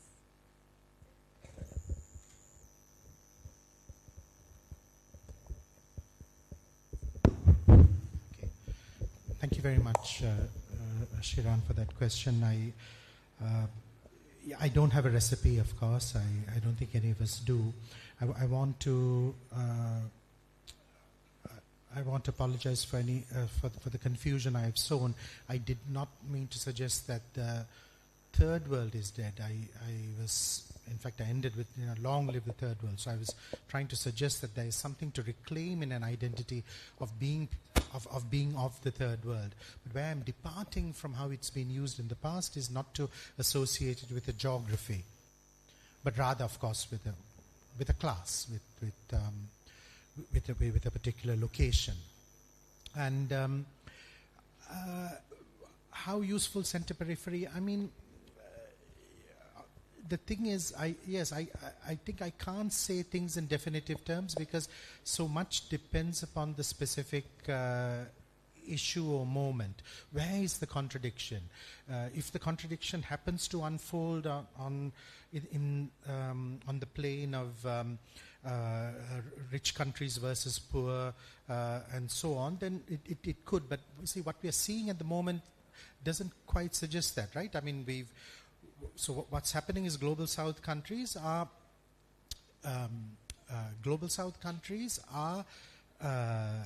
there's a stampede to the White House to strike deals which are individual or particular, right? There is no attempt even. Shall we first meet? Shall we first discuss? Shall we see how we can strengthen our negotiating or bargaining position? So I want to start with the actuality of where we are, rather than what we would have liked or desired. The actuality today is that all our states, including, I'm very sorry to say, the one I happen to be now subject of, would rather beat a path to Davos than to remember Bandung. And that is why this country, though it was a sponsor of Bandung, not one peep from anybody about that event. No representation from this present government at this event. But come the spring and Davos, I'm pretty certain they will be there. So I'm sorry I don't have some instant solutions, but I want to recall, I want to make mention of something I think that is happening in Brazil this year, which is a sort of anti-fascist convergence. And that convergence is not only of social movements, of trade unions and peasant organizations and associations of feminists and of others, but also of left sectors, left party governmental sectors. So the PT will be represented, the PSOL will be represented, I'm sure other formations from elsewhere. So no, this is not, in no way am I suggesting something that doesn't see the value or the utility in having states present and particularly the more progressive sectors of the state, but at the same time I'm just very struck at the fact that we seem to have, we as people's movement seem to have fewer allies, fewer people on our side in positions of power. But I would like my aides here to also respond, because that is a very pertinent question. I feel it's a key question that has been raised. I'm sorry I'm inadequate to responding to it. I hope Sabato and the comrade from Chile will also respond to it. So let me quickly on the question of Ceylon and Bandung. Of course, I'm sorry. Did Sir John represent the sentiments of the people of Ceylon? Well, for those of you again who do not on a regular basis follow the political history of Ceylon, Sir John returns from Bandung triumphant, thinking he's had a great conference, and of course the headlines in all the Western newspapers, particularly the American newspapers, hail him, the voice of Asia. The voice of Asia, of course, being a strident so-called an anti-communist voice. But that's 1955, and come 1956, his party, Sir John and his party, are swept out of power. And you get a government that comes in, which of course is far more in tune or sympathetic to what we would call the Bandung spirit and of course non-alignment. So perhaps that might be the answer to your question, that no, he did not represent. And I mean, of course, this is the after effects of the 1953 Hartal. I mean, it's there is something, no? In 2022 we had the economic crisis. And somehow people just stuck it out and bore it. But come 2024, they wanted to give a good lesson to the parties that had treated us so badly, and they did. And in 1956, the anger that was expressed in our uprising of 1953 was also manifest. So was it? So overall, was it a good conference? Well, yes. I mean. It was a good conference in that it happened. It was a good conference in terms of the representation or participation. It was a good conference in that it was opposed and disliked. In other words, it caused some discomfort to the West, particularly to the U.S. Secretary of State, John Foster Dulles. So all those for me are markers that it was quite successful. But interesting, SWRD Bandaranaike. This place is named after the person who came to become Ceylon's 4th Prime Minister, did on several occasions say of Bandung that making reference to it, saying that we the people of Asia, we the people of Asia and Africa, we need an economic Bandung now. So in other words, I think that there was some feeling or that somehow we had done well in a certain front, diplomacy, politics, but not so well when it came to economic cooperation. Sorry for having. Thank you. About the question on center and periphery, I think they are still in my thinking, very relevant, in the sense that the division between, with the exception of very few so-called global south countries that seem to have broken the glass ceiling, but the rest are still, like, that division is very clear. When I came here, like, as I move around, I can see this is typically like Tanzania, like a typical third world country. Even when I bought the books, I bought one book yesterday on the same debates about non-aligned movement in the 90s, the IMF and World Bank. And when I was skimming through the pages, even the questions that are being raised are the same questions that were being raised in Tanzania. So that division is there in the sense that there is transfer of surpluses that are being produced in these countries, extraction of resources from basically like peripheral countries to central countries. So in that sense, the division is there. And of course, the global division of finance also. So it's there and it's relevant. I wanted to... So how do we organize in that sense? Probably Aziz would speak more. He's the expert on Samir Amin. But I think when a few years before he died, he wrote an article on the call for the formation of a new international alliance of workers and peoples. So he didn't say that we should abandon national liberation movements. And as Amilcar Cabral, who was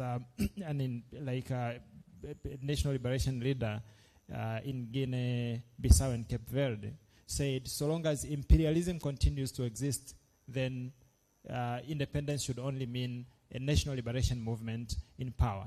So when we speak about peoples, then the whole question of organizing along nationalist lines is still relevant, but also of workers, that is along class lines. And for countries that spent a lot of resources, shed blood in the fight of independence, it's something that we should guard with pride. So I think we should start from where Samir Amin ended, in terms of if we need to organize, then it's along both lines, on the lines of class, but also along nationalist lines. But of course, under the Bandung spirit, as we have presented. On the question of the book by Nkrumah, I think it represents actually Africa's contribution to the advancement of Marxism. As we if you have read Capital, in Capital, Marx theorized capitalism as basically a self-contained system nationally. It took scholars like Rosa Luxemburg to say actually it was not self-contained. Capitalism was dependent on primitive accumulation from non-capitalist countries.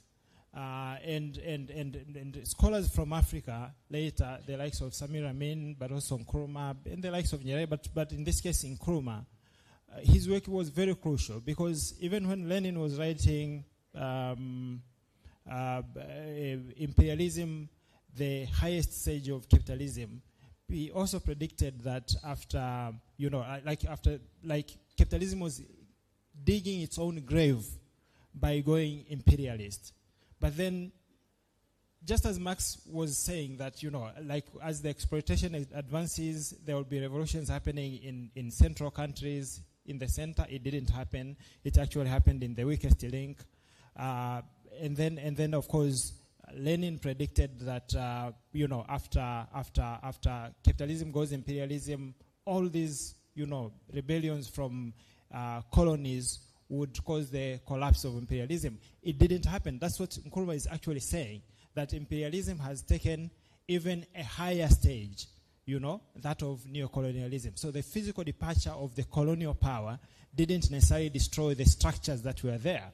So that's what he calls neocolonialism. It's a neocolonialism. So where you don't have a colonial power in place politically, but the economic structures are still intact, and the extraction of wealth and resources from ex-colonies to metropolitan countries continues to exist. So it's an advancement of Lenin. But of course he also predicted that it is weak and it's going to collapse, and I think history has shown that it even mutated to an even more dangerous and decadent phase, which is neoliberalism, and that's the beast that we are still grappling with, and it's our duty to bring it down. On the question of decolonization, I think I agree with you. It's time to go beyond the curriculum, but also the idea of school. And I wanted to basically, I mean, my friend is coming from Latin America. She should be in a position to talk about that. But the work of Paulo Freire on pedagogy of the oppressed, but also of Julius Nyerere on education for self-reliance, actually speak about education beyond the school and beyond the curriculum and beyond, like the traditional delivery of knowledge in which the teacher is assumed to be, like the reservoir of knowledge, and they taught the students as people who are bankrupt, and the teacher is going to deposit knowledge on them, and they want us to go beyond that. In which case, actually, we can have different schools beyond the school, in which methods of producing knowledge, delivering knowledge, are different based on these works. So I also encourage, as part of of building South-South solidarity, to read all these materials. Especially, of course, I know Freire is very popular, but Nyerere, in this case, Education for Self-Reliance, is also very useful in this debate. Thank you so much. Yes, I want to start by addressing the question on education. But also saying that, for instance, the case of Olga Poblete for me is very interesting because she was also a teacher. And as part of her internationalist militancy and her commitment with South alliances, she wrote 2 books of modern history of Africa and of Asia, and she wrote them in Chile because she knew that it was very important for students to get to know directly those processes of liberation, of colonization, and to understand how, even though it seemed they were so far away from our reality in Chile, they weren't such, no?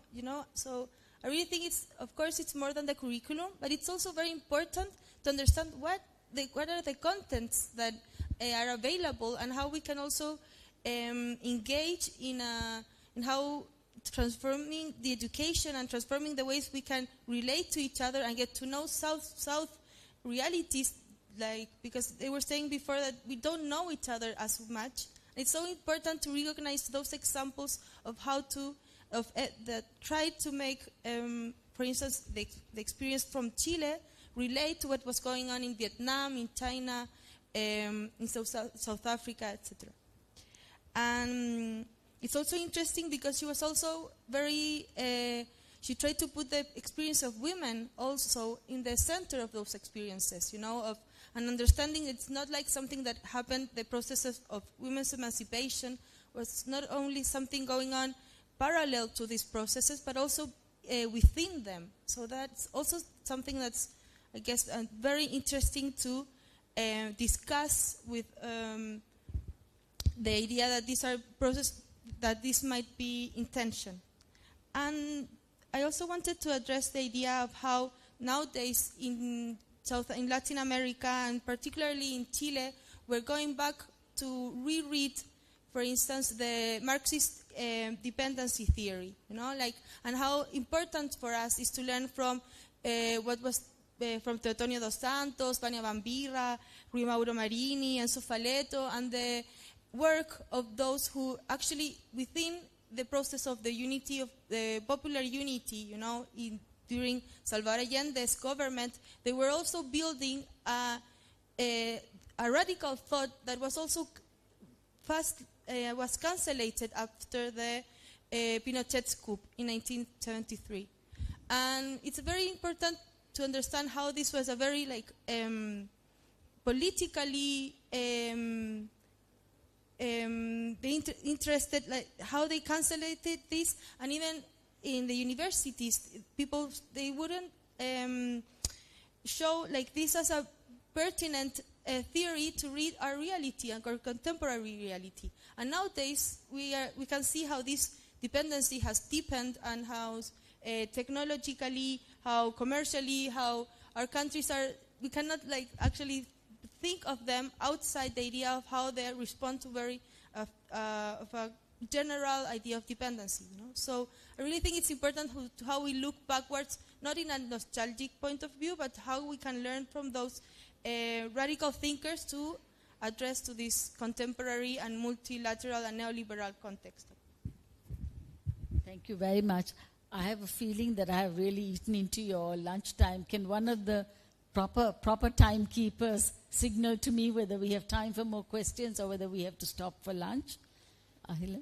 They all disappeared. Yeah?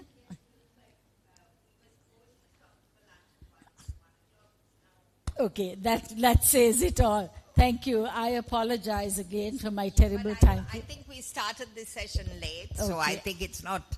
Don't take all responsibility for yourself. But we will have conversations over lunch and when we come back again. Please tell me the time that we should start rounding people up to return.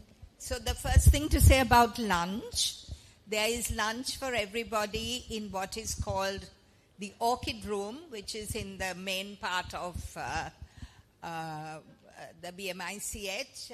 If there are BCIS colleagues, can you stand up?